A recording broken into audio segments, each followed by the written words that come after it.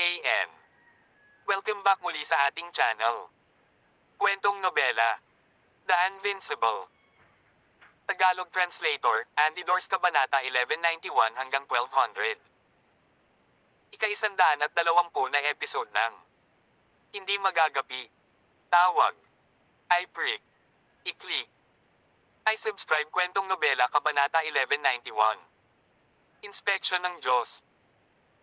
Nang makita ang giant dragon spear na malapit nang lumubog sa kanyang laman, kinuyam ni Huang Xiaolong ang kanyang kanang kamao at sinuntok. Ano? Gusto niya talagang kontrahin ang giant dragon spear gamit ang hubad na kamao. Napabuntong hininga ang ilang eksperto sa karamihan. Hindi ba ito naghahanap ng kamatayan? Bagamat alam nila na ang true dragon physique ni Huang Xiaolong ay napakalakas, ang giant dragon spear ay isang mid-grade chaos spiritual weapon . Kalimutan si Huang Xiaolong na isang peak late 10th Order Heavenly God Realm, kahit isang 5th o 6th Order Ancient God Realm Cultivator ay madaling matusok ng sibat na iyon. Habang pinapanood ang aksyon ni Huang Xiaolong, tumindi ang layunin ng pagpatay sa mga mata ni Zhou Shu. Mamatay, mamatay, mamatay. Mamatay ka para sa akin. Sa oras na ito, isang nakasisilaw na gininto ang metal na liwanag ang sumambulat mula sa kanang kamao ni Huang Xiaolong, bumangga sa giant dragon spear. Bang! Dang! Para bang ang giant dragon spear ay tumama sa isang primordial na bundok na nagdulot ng mga spark na lumipad kung saan-saan. Dahil sa malakas na impact, napaatras si Zhou Shu. Inangat ni Pain ang kanyang kamay na may hawak ng sandata, at ang giant dragon spear sa kanyang kamay ay gustong kumawala sa kanyang pagkakahawak, na ikinagalit niya. Ang dugo ni Zhou Shu ay umagos ng pabalik-balik, na nagdulot ng mainit na likido sa kanyang lalamunan. Wah! Pumulwak ang dugo sa kanyang bibig, tumalsik sa buong entablado. Sa ibaba ng entablado ay may iba't ibang mga tulala na ekspresyon.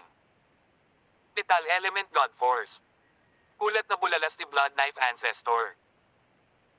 Ang Myriad Flames Ancestor ay hindi makapaniwalang nakatingin sa ginintoang metal na liwanag na bumabalot sa kanang kamao ni Huang Xiaolong, gayon din ang iba pang tatlong Fortune Gate Ancestors. Ito ay tunay na Metal Element God Force. Maliban sa Dark Frigid Element na iyon at Wind Element God Force kanina, si Huang Xiaolong ay may pangatlong uri talaga, Metal Element God Force. Sa ilang sandali, nadama ng Myriad Flames Ancestor at ng iba pa na blanco ang kanilang isipan. Sa sandaling ito, ang mga Asher Wind Cyclone ay biglang umikot patungo kay Zhou Shu, na ikinagulat niya. Ang giant dragon spear sa kanyang kamay ay nanginginig at nagtulak, ang kapangyarihan nito ay parang humaagos na marahas na kulog na sumasalubong sa mga Asher Wind Cyclone. Ang pamamaraan ng Violent Thunder Spear ng Violent Thunder Sect na ito. May nakakilala sa teknik na ginamit ni Zhou Shu. Ang Violent Thunder Sect ay hindi kabilang sa Fortune Mainland, ito ay sa halip ay isang sobrang puwersa ng Primal Chaos Mainland. Tinong mag-aakalang malalaman ni Zhou Shu ang kanilang Violent Thunder Spear art. Nang bumangga ang Violent Thunder Spear ni Zhou Shu sa Asher Cyclone, sinuntok ni Huang Xiaolong ang magkabilang kamao, na naging sanhi ng paglabas ng purong Dragon Chi.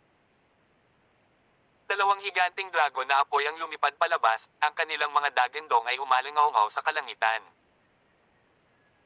Nagmamadaling umiwas si Zhou Shu, nagsagawa ng teleportation technique upang matagumpay na makaiwas sa isa sa mga fire dragon, ngunit natama ng isa na nagpalipad sa kanya sa himpapawid. Makikita ng isang tao na ang banal na baluti sa dibdib ni Zhou Shu ay may napakalaking singe na butas, ang amoy ng nasusunog na laman na lumalabas dito. Fire Element God Force. Util na sabi ni Blood Knife Ancestor. Ang Sky Sword Ancestor, Myriad Flames Ancestor, at iba pa ay napanganga sa pagkabigla. Bago bumagsak ang katawan ni Zhou Shu sa entablado, biglang nawala si Huang Xiaolong, at dumating sa itaas niya. Bumaba ang paa niya. Aminin namin ang pagkatalo. Ang mga eksperto ng Dragon Origin Sect ay sabik na sumigaw ngunit huli na sila. Si Zhou Shu ay sinipa ni Huang Xiaolong, dumiretso sa entablado, na lumikha ng malaking butas na hugis tao. Walang maririnig na tunog sa paligid ng plaza. Patuloy na bumagsak ang mga bato at alikabok sa taong nasa loob ng hugis tao na hukay na iyon. Ikaw. Ang mga eksperto ng Dragon Origin Sect ay tinitigan ng galit kay Huang Xiaolong. Huang Xiaolong, malakas kaming umamin ng pagkatalo pero inatake mo pa rin si Joshu. Nilabag mo ang mga panuntunan sa kompetisyon. Galit na sumigaw ang isa sa mga eksperto ng Dragon Origin Sect. Elder Gongfei, ayon sa mga patakaran, dapat bawiin ang kwalifikasyon sa paglahok ni Huang Xiaolong. Tama, bawiin ang kwalifikasyon ni Huang Xiaolong. Ang ating senior brother na si Joshu ang tunay na numero 1. Sumigaw ang ilang mga disipulo ng Dragon Origin Sect. Umisi si Huang Xiaolong at tumahimik. Kahit na ang mga tao ng Dragon Origin Sect ay sumisigaw, nagtapon ng tuwalya, sinipa na niya si Joshu bago iyon. Sa makatuwid, hindi siya lumabag sa mga patakaran. Kaya, naniniwala si Huang Xiaolong na alam ito ng mga eksperto ng Dragon Origin Sect pati na rin ni Gongfei. Gumagawa lang sila ng gulo. Gayunpaman, hinihintay ni Huang Xiaolong kung paano haharapin ni Gongfei ang bagay na ito. Sa pangunahing entablado, bahagyang kumunat ang mga kilay ni Gongfei. Magsasalita pa sana siya, dalawang figure ang nakitang lumilipad patungo sa plaza na may hangin na sumisipol sa likuran nila sa di kalayuan. Casual na naglalakad sa ere ang dalawang figure, ngunit sa sumunod na sandali, nakarating na sila sa itaas ng entablado. Nang makita kung sino ang dalawang figure, labis na nagulat sina Gongfei, Chang Yan, at ang iba pa, ngunit mabilis silang sumaludo. Greetings, Gate Chief. Greetings, Golden Brow Ancestor. Ang mga alagad ng Fortune Gate sa paligid ay lumuhad sa pagpupugay. Dragon Origin Sect Chief Chending, Twin Cities Sect Chief Zhou Shentong, at ang iba pa ay nagulat sa kanilang hitsura, lahat ay mabilis na sumaludo. Greetings Gate Chief, greetings Golden Brow Ancestor. Ang dalawang figure ay walang iba kundi ang Fortune Gate Chief na si Zuyi at Golden Brow Ancestor. Ang Fortune Gate ay mayroong 7 ninuno sa kabuuan, at ang Golden Brow Ancestor ang pinakamalakas sa kanila. Ang kanyang katayuan din ang pinakamataas. Mayroon din siyang ibang pagkakakilanlan bilang dating Fortune Gate Chief. Ang Dragon Origin Sect, Twin Cities Sect, at marami pang ibang puwersa ay nasa ilalim ng pamamahala ng Fortune Gate, kaya kinailangan ni Chending, Zhou Shentong, at lahat ng iba pang eksperto sa isla na sumaludo kay Zuyi sa kanyang presensya. Siyempre, hindi kinakailangang lumuhad tulad ng iba sina Chending, Zhou Shentong, at iba pang nangungunang 10 isla na rulers at Ancient God Realm Masters, na bahagyang yumuko ang kanilang mga katawan. Terra, labas tayo. Sa kawalan, nagulat ang 5 ninuno sa biglaang pagsulpot ni Zuyi at Golden Brow Ancestor. Napunit silang 5 sa space barrier at lumabas. Kasunod nito, lumipad din palabas ang mga Grand Elder na nakatago sa kawalan. Pagbati sa lahat ng mga ninuno at Grand Elder. Nang makita ito, mabilis na bumati sina Gongfei at 3 iba pang Elder. Hindi ko inasahan na maraming ninuno ang naririto. Umisi si Zuyi.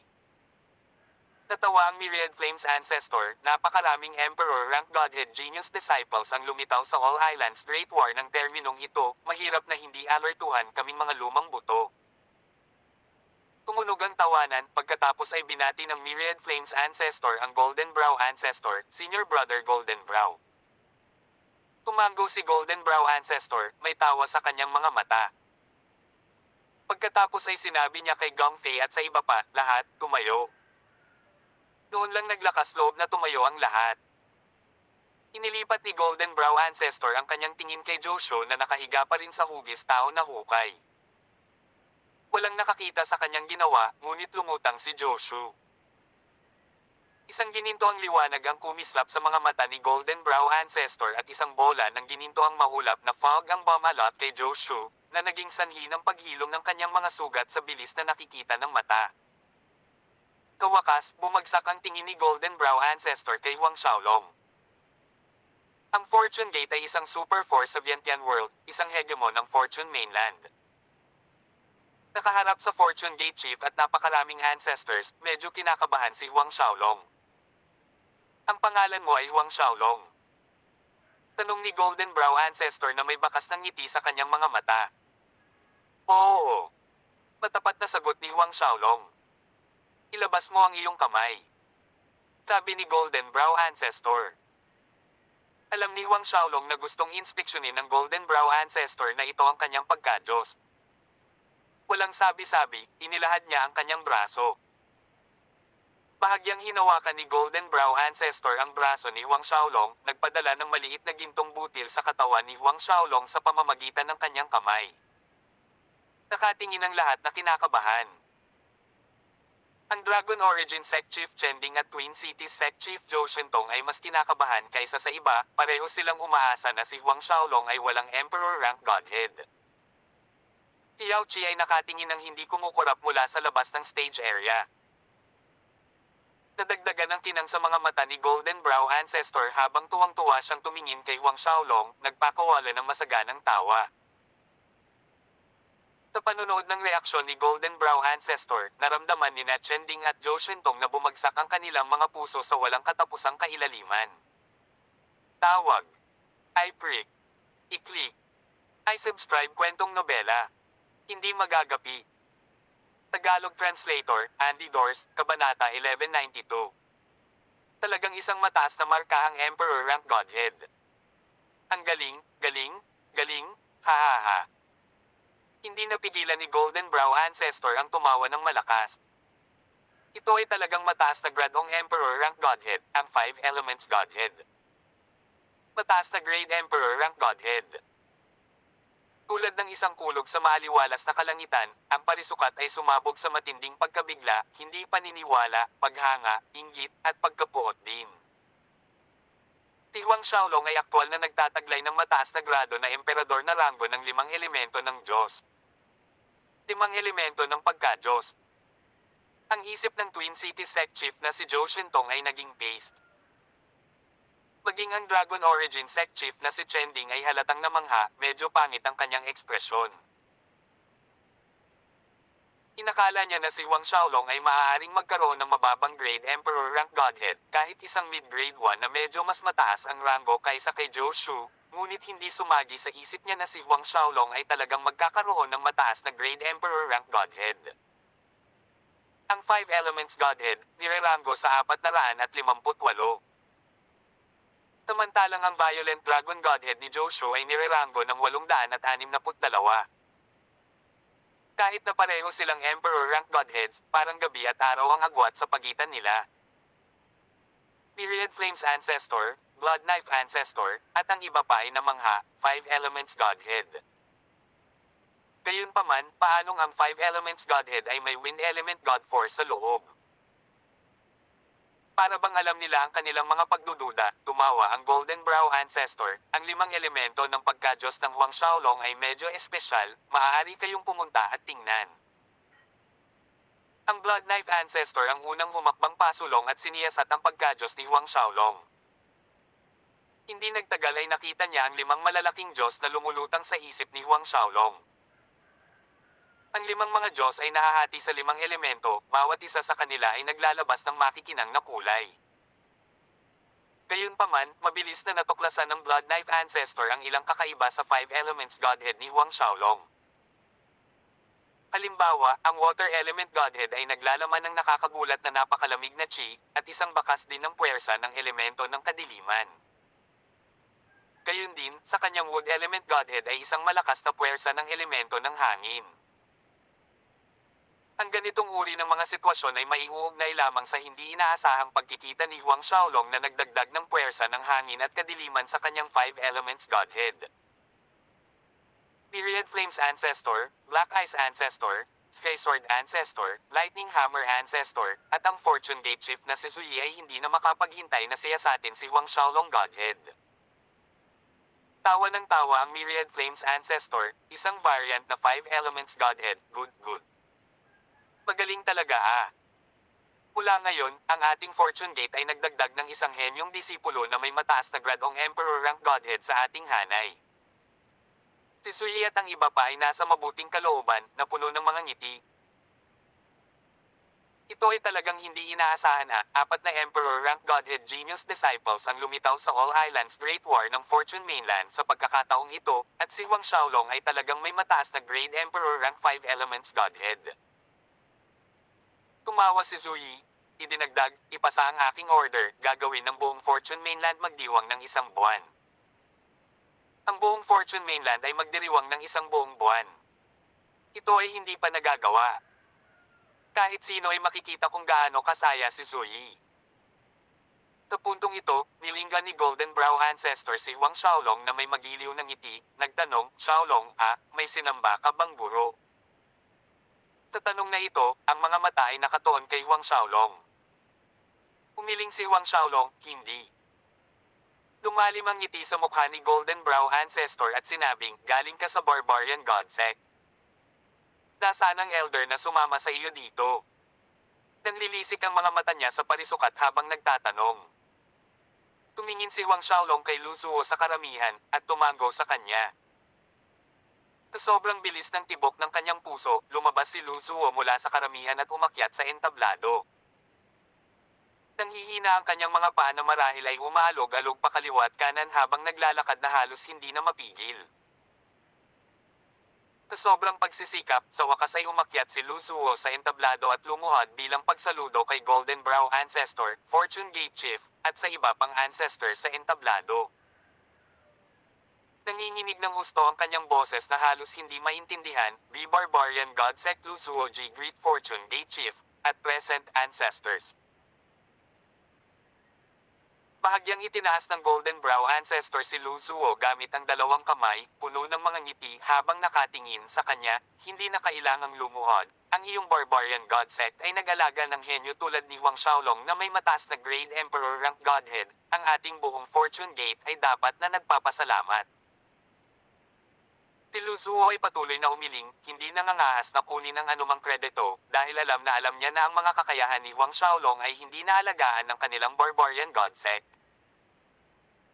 Sa sandaling ito, ang mga eksperto ng iba't ibang puwersa ay naiinggit na nakatingin kina Lu Zuo, Chen Ding at Zhou Shentong. Ang Golden Brow Ancestor ang pinuno ng 7 ninuno ng Fortune Gate kailan pa siya ngumiti ng napakabait sa sinuman. Sa pagkakataong ito, si Huang Xiaolong ang nanalo sa unang pwesto. Ang ating Fortune Gate ay magbibigay ng malaking gantimpala sa Barbarian God Sect. Ang mga salitang ito ay magalang na sinabi ni Zuyi kay Lu Zuo. Napakalaking gantimpala. Ang puso ni Lu Zuo ay tumatalon sa tuwa at lumuhod siya bilang pasasalamat. Tumango si Zuyi, may bahagyang ngiti sa kanyang mukha habang pinabangon niya si Lu Zuo. Kasunod nito, umalis ang Golden Brow Ancestor at Fortune Gate Chief na si Zuyi kasama ang sipol ng hangin. Bago umalis, partikular na inutusan ni Zuyi si Gong Fei na alagang mabuti si Huang Xiaolong. Nagmamadaling sumunod si Gong Fei, sa loob-loob niya ay nalilito. Sa totoo lang, kahit hindi ito utusan ni Zuyi, inayos pa rin niya ang lahat para kay Huang Xiaolong. Ngayon, kahit na binigyan mo siya ng 100 lakas ng loob, hindi man lang siya nang ahas na maramdaman na si Huang Xiaolong ay hindi kasiya siya sa paningin. Pagkaalis ng dalawa, agad na inihayag ni na Gong Fei, Chang Yan, at dalawa pang elder ang nangungunang 10 rango sa publiko. Nauna si Huang Xiaolong. Pangalawa ay ang Zhou Shu ng Dragon Origin Sect, habang ang pangatlo ay si Luo Yunjia ng Heavenly Dan Sect. Nasa ika-4 na pwesto si Wu Chenner ng New Stone Gate, ang ika-5 pwesto ay ang Guo Yuan Hui ng Anyang Gate, at sa ika-6 na pwesto ay si Tan Lin ng Twin Cities Sect.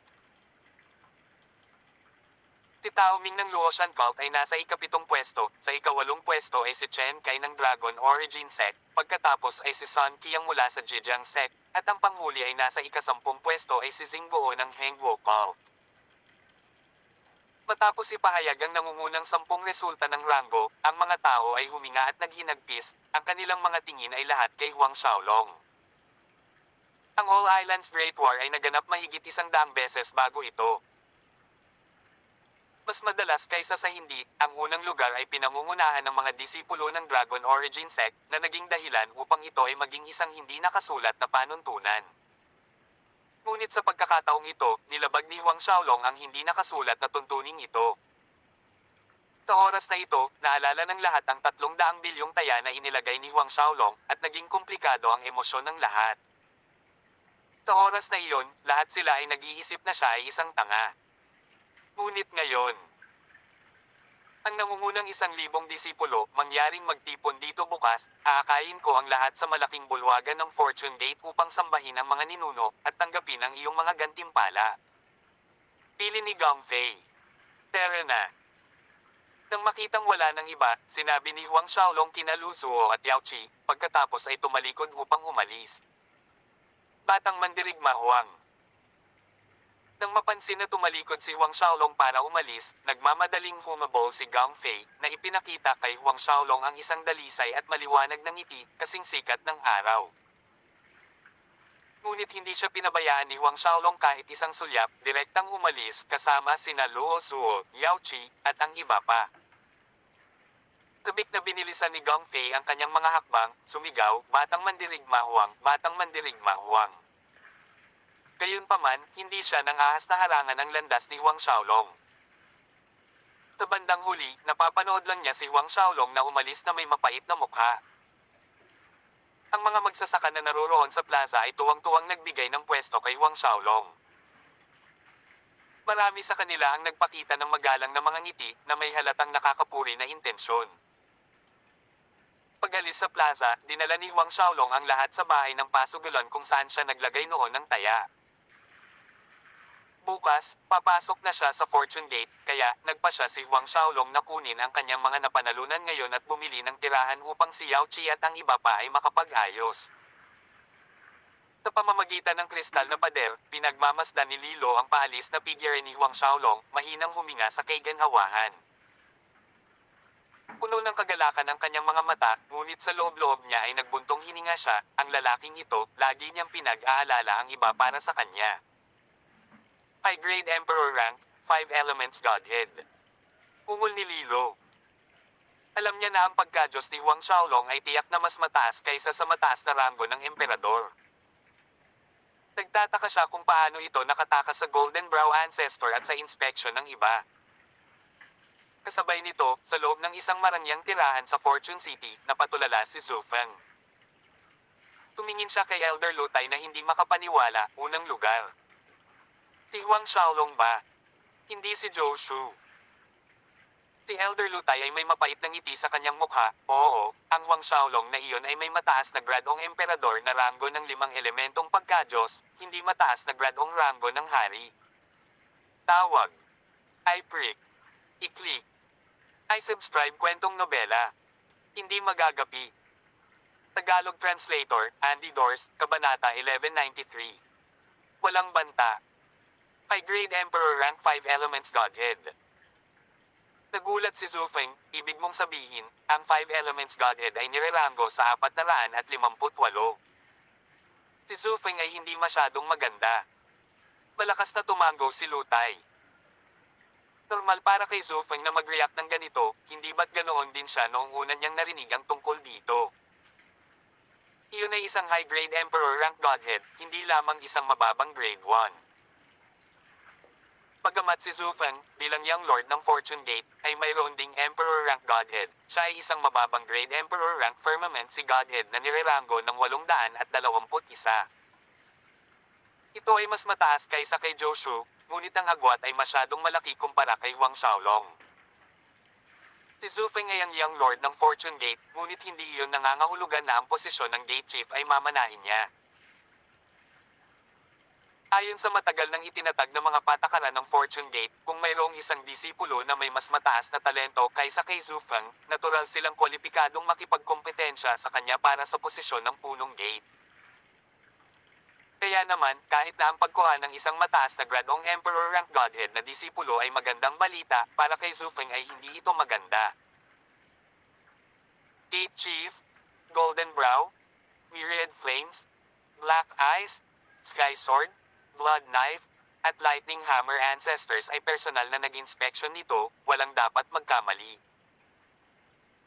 Nagpatuloy si Lutai, kahit na ang pagka-Diyos na ito ni Huang Xiaolong ay hindi katulad ni Lilo o ni Wang Wei, ang Golden Brow Ancestor ay partikular na gusto sa kanya. Dahil sa likas na katangian ng kanyang pagkadyos at pinahahalagahan siya ng kaunti. Sa pagsasalita tungkol dito, inilarawan ni Lutay ang masayang reaksyon ni Golden Brow Ancestor matapos siyasatin ang pagkadyos ni Huang Xiaolong kay Zhu Feng. Kahit na ang mga Diyos ni Lilo at Wang Wei ay mas mataas ang ranggo kaysa kay Huang Xiaolong, ni isa sa kanila ay walang puwersa ng elemento ng metal. Ang Five Elements Godhead ni Huang Xiaolong ay mayroon nito na nangangahulugang ito ay angkop na magmana ng pamamaraan ng Golden Brow Ancestor. Nang marinig ito, mas lalong nagdilim ang mukha ni Zhu Feng. Sa anumang kaso, hindi kailangang mag-alala si Young Lord. Sa isa pang daang taon ay ang halalan para sa susunod na punong gate. Paalala ni Lutay, kahit gaano kataas ang talento ni Huang Xiaolong, ang kanyang paglilinang ay hindi makakarating sa Ancestor God Realm bago noon, kaya hindi siya banta sa Young Lord. Sa katunayan, iniisip ng subordinate na mas magiging kapaki-pakinabang para sa Young Lord na manalo sa posisyong iyon kung maaari nating dalhin si Huang Xiaolong sa ating panig. Ang Fortune Gate Chief ay nagbabago tuwing 300,000 taon, gayunpaman, ayon sa mga patakaran, tanging ang mga cultivator ng Ancestor God Realm na may Emperor rank Godhead ang maaaring maging susunod na Fortune Gate Chief. Ang ekspresyon ni Zhu Feng sa wakas ay medyo lumuwag, may ngiti sa kanyang mukha. Tama ka, hindi banta sa akin si Huang Xiaolong. Isa pa rin siyang peak late 10th Order Heavenly God Realm, hindi ba? Sa loob ng 100 taon o higit pa, gaano man kabilis tumaas ang kanyang paglilinang, hindi siya makakapasok sa sinaunang kaharian ng Diyos. Tumawa si Lutay, ganun nga. Dapat munang dalhin ni Young Lord si Huang Xiaolong sa iyong tabi, pagkatapos ay kunin ang pabor ni Lilo. Kung dalawa kang maglilinang sa kanya at masipsip ang kanyang yin essence, tiyak na makakasulong ang Young Lord sa Ancestor God Realm sa isang taon. Sa oras na iyon, natural na pipiliin ng Myriad Flames Ancestor at Black Eyes Ancestor na suportahan si Young Lord. Idinagdag ang suporta ng Sect Chief, ang pagangat ni Young Lord sa posisyon na iyon ay tama at nararapat, tiyak na hindi makakalaban ni Wang Wei si Young Lord.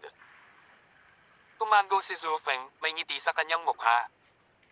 Pagkatapos ay iniba niya ang usapan, nasa Pure Snow Manor pa rin si Miss Lilo. Nasa Pure Snow Manor siya ngayon. Tumango si Lutay. Mabuti. Sinabi ni Zhu Feng, maghanda ng snowflake jelly, maglalakbay ako. Alam niya na gusto ni Lilo ang snowflake jelly. Tirichit *S. Sa isa pang lugar sa loob ng lungsod, si Huang Xiaolong, Yao Qi, Lu Zuo, at iba pa ay nakatayo sa harap ng isang tirahan sa timog ng Fortune City. Ang tirahan na ito ay kabibili lamang ng mga panalo ni Huang Xiaolong mula sa kanyang 300 bilyong taya. Ang gambling house ay pinatatakbo ng ilang super trading house, ngunit nakaharap kay Huang Xiaolong, ang gambling house ay hindi nang ahas na maglaro ng anumang trick na nagbigay kay Huang Xiaolong ng kanyang mga napanalunan na 1.5 trilyon. Inihatid pa nga ng mas mataas na echelon ng gambling house si Huang Xiaolong palabas sa pasukan. Golden yang Divine Manor. Ito ang orihinal na pangalan ng manor. Gayunpaman, pagkatapos ng pangalawang pag-iisip, nagtaas ng braso si Huang Xiaolong, binura ang dalawang karakter at pinalitan ito ng Myriad Gods Manor. Ang Myriad Gods Manor ang pangalan ng tirahan kung saan nakatira ang kanyang pamilya sa mababang kaharian. Pumasok tayo. Pinangunahan ni Huang Xiaolong sina Yao Qi, Lu Zuo, at iba pa sa loob habang itinutulak ng kanyang mga kamay ang mga pangunahing pintuan sa pasukan. Ang mga bakuran ng manor ay tinanim ng mga espiritual na bulaklak at mga banal na puno kahit na mayroong isang espiritual na lawa. Mayroon ding malamig na jade bed sa bawat kwarto. Ang buong hanay ng mga kasangkapan ay gawa sa banal na kahoy na lumilikha ng isang kapaligiran ng lumang kagandahan. Medyo malaki ang tirahan, may mga 30 silid. Masayang pumili si Yao Qi ng isang malaking silid, nakangiti mula sa tainga habang sinasabi niya, ang ganda ng manor na ito. Kung ikukumpara sa Celestial Immortal Manor ng Barbarian God Sect, tiyak na mas maganda ang lugar na ito. Hindi lamang ang espiritual na enerhiya, kundi pati na rin ang kalidad ng mga dekorasyon ay mas mataas. Napangiti si Huang Xiaolong, syempre maganda mas malaki ang halaga ng lugar na ito kaysa sa napanalunan ko mula sa taya. Ang kanyang napanalunan ay 1.5 trilyon lang at nag-top up siya ng ilang daang milyon para bilhin ang tirahan na ito. Bagamat hindi ito katumbas ng mas magagandang manner sa loob ng Fortune City, nasiyahan si Huang Xiaolong. He then grinned and said, "As long as you like it." Mamayang hapon, pupunta tayo sa ilang kalapit na palengke at tingnan kung may gusto kang idagdag. Tuwang-tuwa si Yao Chi, tumango at sumasagot ng may pagsang-ayon. Pagkatapos ay kinaladkad niya si Huang Xiaolong sa lahat ng kalapit na pamilihan. Sa isang hapon, natambakan ng mataas ang mga bagay sa loob ng kanyang Ghost Buddha ring. Bagamat natapos na ang All Islands Great, hindi na kailangang magmadali sina Lu Zuo, Zhu Huan, at ang iba pa pabalik sa Green Cloud Island, kaya pinatagal sila ni Huang Xiaolong sa Fortune City. Lu Zuo, Zhu Huan, Ren Shanghai natural na sumunod. Unti-unting nagdilim ang langit. Napakalinaw ng kalangitan sa gabi ng Fortune City. Si Huang Xiaolong ay nakatayo sa bakuran, nag-iisip tungkol sa hinaharap. Ngayong natapos na ang All Islands Great War, ang kanyang agarang plano ay ang pagtagumpayan sa Ancient God Realm. Pagkatapos nito, babalik siya sa Green Cloud Island kasama si Lu Zuo at ang iba pa, pagkatapos ay pupunta sa Nefarious Devil Island para sa kanilang ancestral burial ground. Pagkatapos niyang sakupin ang Nefarious Devil Tribe, lilipulin niya ang Uyang Clan sa daan. Sa oras na iyon, kailangan din niyang pumunta sa Soul Tribe Islands para makita kung ano ang tinatakan sa ilalim ng Shredding Wind Mountain kung magagawa niya. Sa kabila ng hindi alam kung ano ang nakatatak doon, nahulaan ni Huang Xiaolong na ito ay isang tiyak na kaguluhang espiritual na artifact ng Soul Tribe, at maaaring mayroong higit sa isa. Ang maliit na baka ay nag-iisa pa rin sa pambihirang tagumpay, ngunit si Huang Xiaolong ay nakatitiyak na ang maliit na baka ay magtatagumpay din sa oras na siya mismo ang makalusot. Sa oras na iyon, magagawa ng maliit na baka na basagin ang pagbuo ng Shredding Wind Mountain. Pagkatapos makuha ang espiritual na artifact na iyon, magmadali siyang bumalik sa Fortune Gate. Ang kanyang timing ay magiging tamang-tama para lumahok sa Four Mainlands, New Disciples Battle. Ang paghahanap para sa natitirang ilang kaguluhang espiritual na damong kailangan para sa reverse incarnation pill ay dapat magpatuloy. Maliban doon, ang pill blending tower ay kailangang ayusin sa lalong madaling panahon. Gayunpaman, para maayos ito, kailangan kong hanapin ang Chaos Grade 5 Colored Heaven Refining Stone pati na rin ang dosenang mga uri ng Chaos Spiritual Liquid.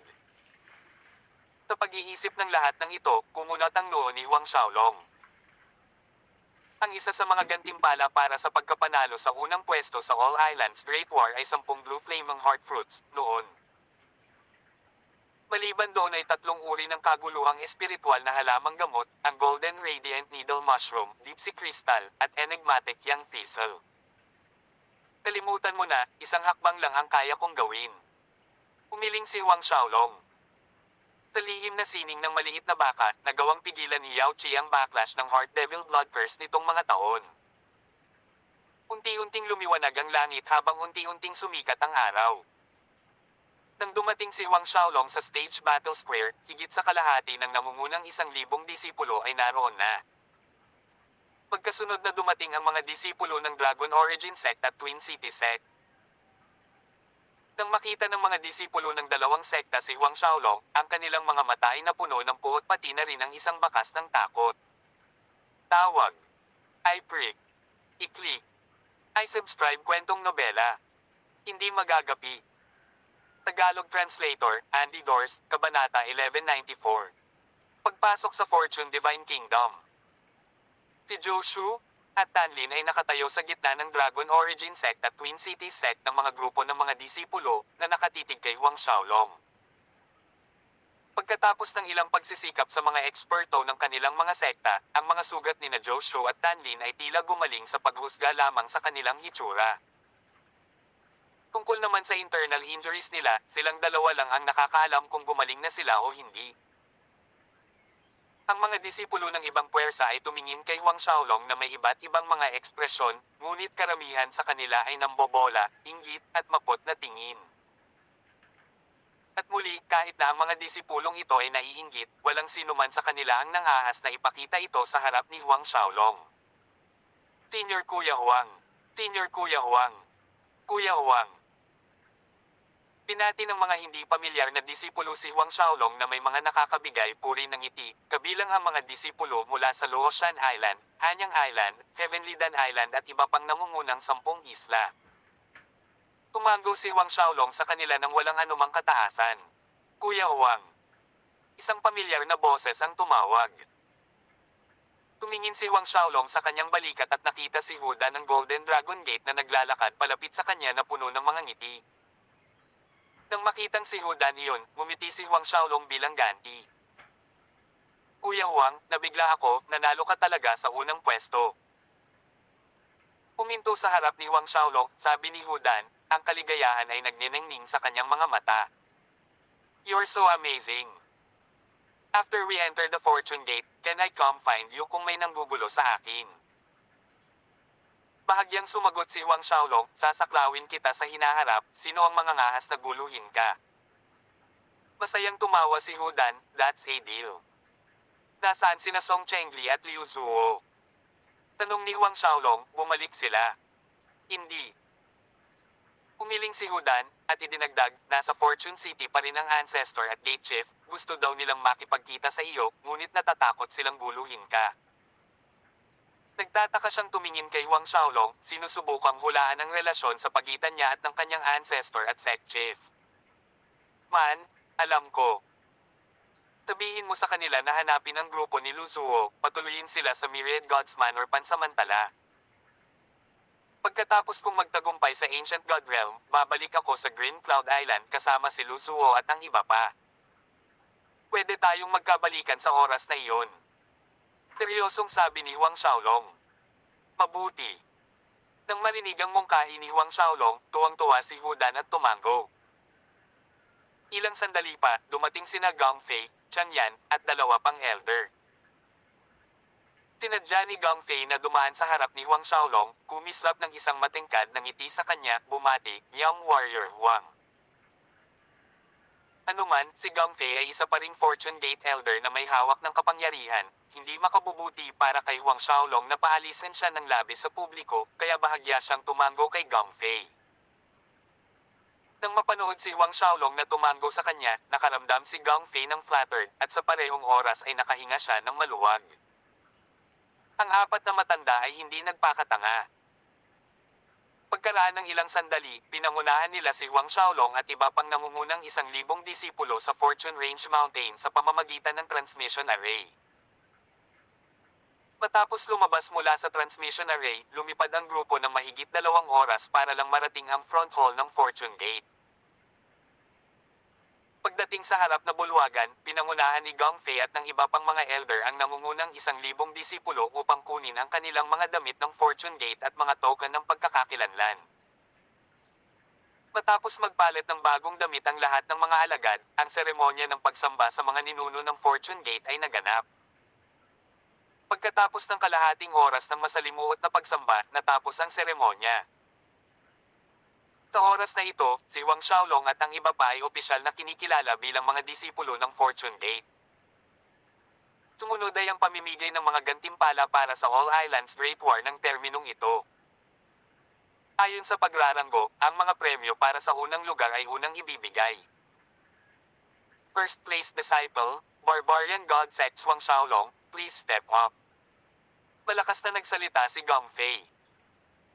Sa harap ng malaking pulutong ng mga naiinggit na tingin ng mga disipulo, kumakbang pasulong si Huang Xiaolong. Inalis ni Gong Fei ang isang special na singsing mula sa isang jade tray pagkatapos ay lumingon kay Huang Xiaolong na may malaking ngiti, sinabing, Young Warrior Huang, sa loob ng special ring na ito, maliban sa 10 kaguluhang espiritual na blue flame ang heart fruits, mayroong 1 trilyong shenbi, 100. Mga tangkay ng 50 milyong taong gulang na gamot herbs, isang grade 5 spiritual vein, at isang set ng Ancient Divine Dragon Battle Armor. Ipinaliwanag ni Gong Fei kay Huang Xiaolong ang lahat ng reward item sa loob ng special ring. Sa katunayan, hindi kailangan ni Gong Fei na ipaalam kay Huang Xiaolong ng detalyado ang mga premyo sa unang lugar, sinasamantala lang niya ang pagkakataong magpakita ng mabuting kalooban kay Huang Xiaolong. Tumango si Huang Xiaolong, pagkatapos ay tinanggap ang special na singsing mula kay Gong Fei at itinago ito. Sa wakas ay nakuha na niya ang Blue Flame ng Heart Fruits. Kasunod nito, tinawag ng apat na Fortune Gate Elders sina Zhou Shu, Luo Yunjie, Tan Lin, Wu Chener, at ang iba pang nangungunang 10 disipulo, pagkatapos ay ang nangungunang 100, at ipinamahagi ang lahat ng mga gantimpala. Tulad ng para sa mga disipulo na nireranggo pagkatapos ng 100, inutusan sila ni Gong Fei na kolektahin ang kanilang mga gantimpala mula sa Fortune Range Mountains, Deity Terrace Summit. Nang matapos ang mga gawain ito, ngumiti si Gong Fei at nagsabi, Huang Xiaolong, Zhou Shu, Luo Yunjie, at Tan Lin. Kayong apat mangyaring sumama sa akin sa Fortune Divine Kingdom, Sect Chief at ilang ancestors ang naghihintay sa inyong lahat. Gustong makita sila ni Chief Zuyi ng Fortune Gate at ilang mga ninuno, malinaw ang kanilang mga intensyon. Tina Wu Chener, Go Yuanwei, Tao Ming, at iba pa ay tumingin sa apat na tao ng may inggit. Hindi nagtagal, umalis silang apat sa harap na bulwagan kasama si Gong Fei, lumilipad patungo sa Fortune Divine Kingdom. Kahit na ang Fortune Divine Kingdom ay nakatago sa isang lugar sa Fortune Range Mountains, sa bilis ng grupo ni Huang Xiaolong, tumagal pa rin sila ng kalahating araw sa paglipad bago makarating sa pasukan.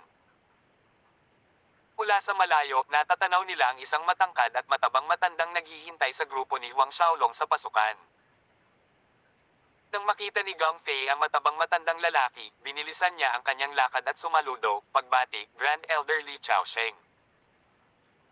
Si Huang Xiaolong, Zhou Shu, Luo Yunjie, at Tan Lin ay nagulat at mabilis na humakbang para sumaludo.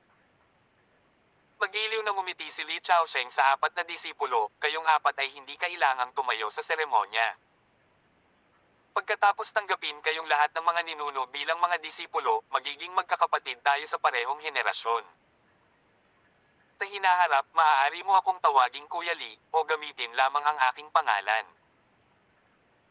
Kung si Huang Xiaolong at ang iba pa ay matagumpay na naging disipulo ng ancestor, ang kanilang katayuan ay magiging napakataas.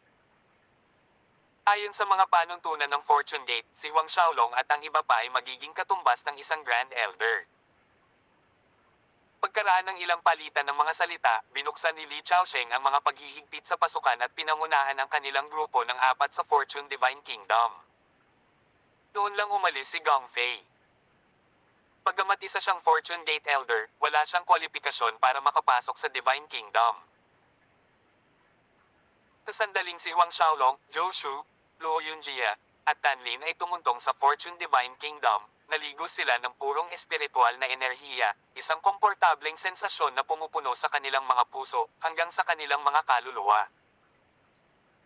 Hindi katakataka na ang Fortune Divine Kingdom na ito ay ang Cultivation Holy Land na pinapangarap ng lahat ng mga eksperto sa Fortune Mainland. Huang Xiaolong side sa loob.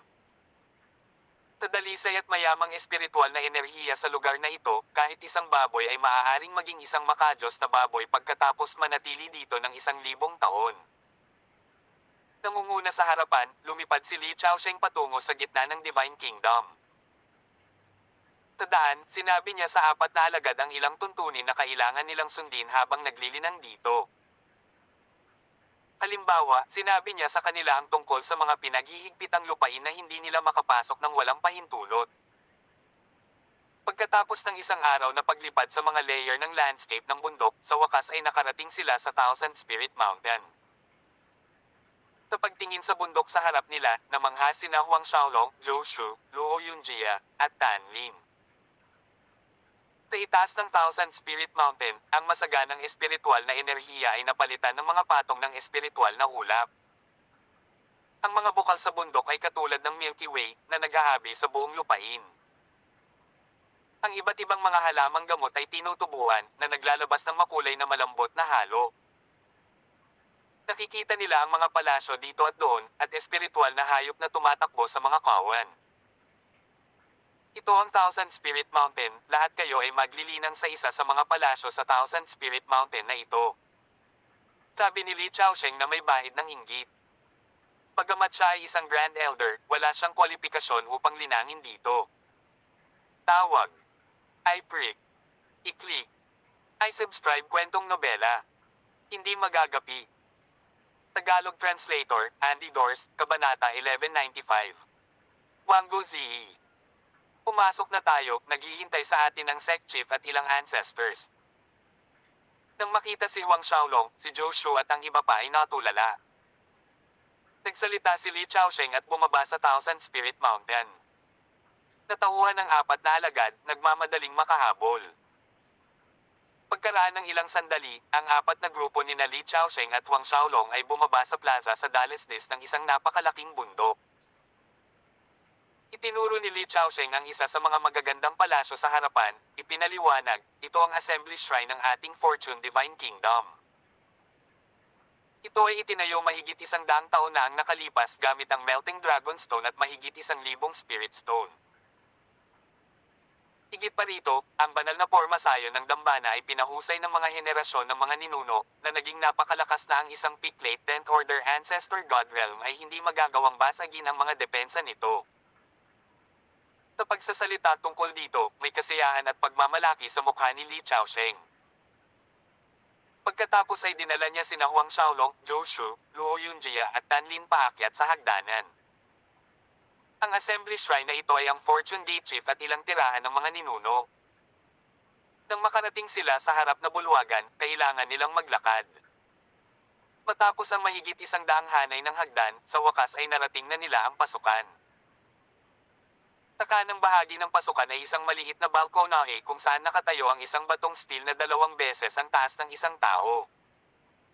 Ito ay ganap na mat na itim na walang anumang kinang. Higit pa riyan, mayroong isang uri ng demonyong puwersa na hindi makatingin sa malayo, nakaramdam ng isang salpok na tuklasin ang mga sekreto nito. Ito ang Sans Devil Steel. Ipinakilala ni Li Chaosheng, ito ay isang banal na artifact na natagpuan ng ating Blue Lion ancestor sa isang lupain ng demonyo 200 milyong taon na ang nakalilipas. Gayunpaman, anuman ang paraan na ginamit niya, hindi niya nagawang pinuhin ang Sans Devil Steel na ito, kahit na ang pinakamahusay na pinakamataas na grade na Chaos Spiritual na sandata ay hindi makakalagpas dito. Si Huang Xiaolong, Zhou Shu, Luo Yunjia, at Tanlin ay namangha.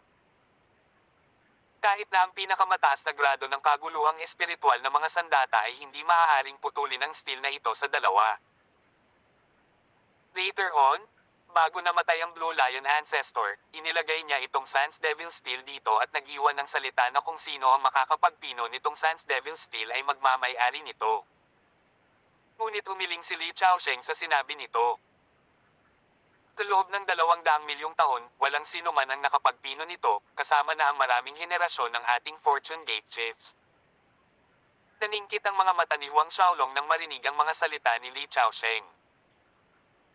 Bagamat hindi alam ni Huang Xiaolong kung ano ang eksaktong Sans Devil Steel na ito, naramdaman niya na hindi ito ganoon kasimple.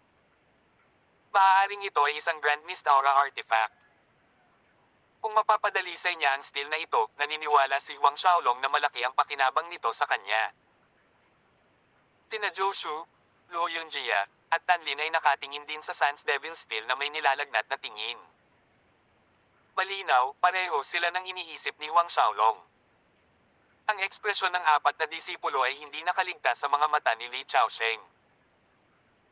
Tumawa siya at sinabing, magkakaroon ka ng maraming oras sa hinaharap para pag-aralan itong Sans Devil Steel.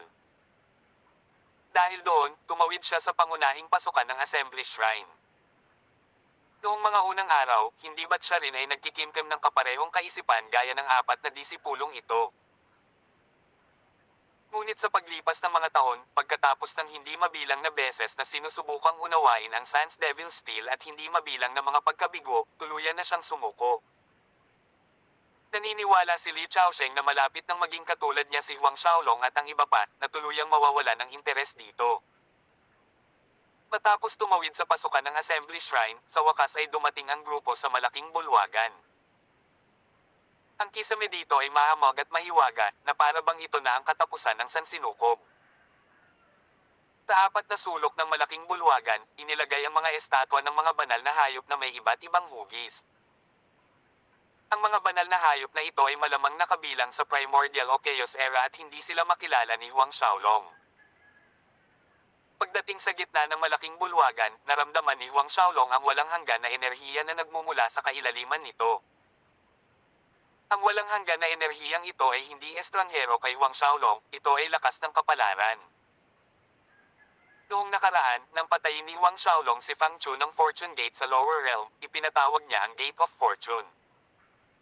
Ito ay eksaktong parehong enerhiya na dumaloy mula sa pintong iyon. Gayunpaman, ang dami ng fortune energy na dumaloy palabas mula sa gate na ipinatawag ni Fang Chu ay latak kumpara sa fortune energy na nagmumula sa kaibuturan ng malaking bulwagan na ito. Kakapasok lang ng apat na grupo ni Huang Xiaolong sa malaking bulwagan nang lumabas ang Fortune Gate Chief Zuyi, Golden Brow Ancestor, Myriad Flames, Black Eyes, Blood Knife, Lightning Hammer, at Sky Sword mula sa Inner Hall. Pagbati, pinuno ng pintuan at ilang mga ninuno. Sina Li Chaosheng, Huang Xiaolong, at ang iba pa ay sumaludo. Tumango si Zuyi, Golden Brow, at ang iba pang ancestors. Hindi na kailangang tumayo sa seremonya. Sabi ni Zuyi, saka umupo sa main seat sa Great Hall habang nakaupo sa kaliwa at kanan si Myriad Flames, Black Eyes at iba pa. Nang makaupo si Zuyi, tumingin siya kay Huang Xiaolong at sinabing, Xiaolong, nagpasya kami pagkatapos ng ilang talakayan. Tatanggapin ka ng ninuno ng Golden Brow at Blood Knife Ancestor bilang isang disipulo, ano sa palagay mo?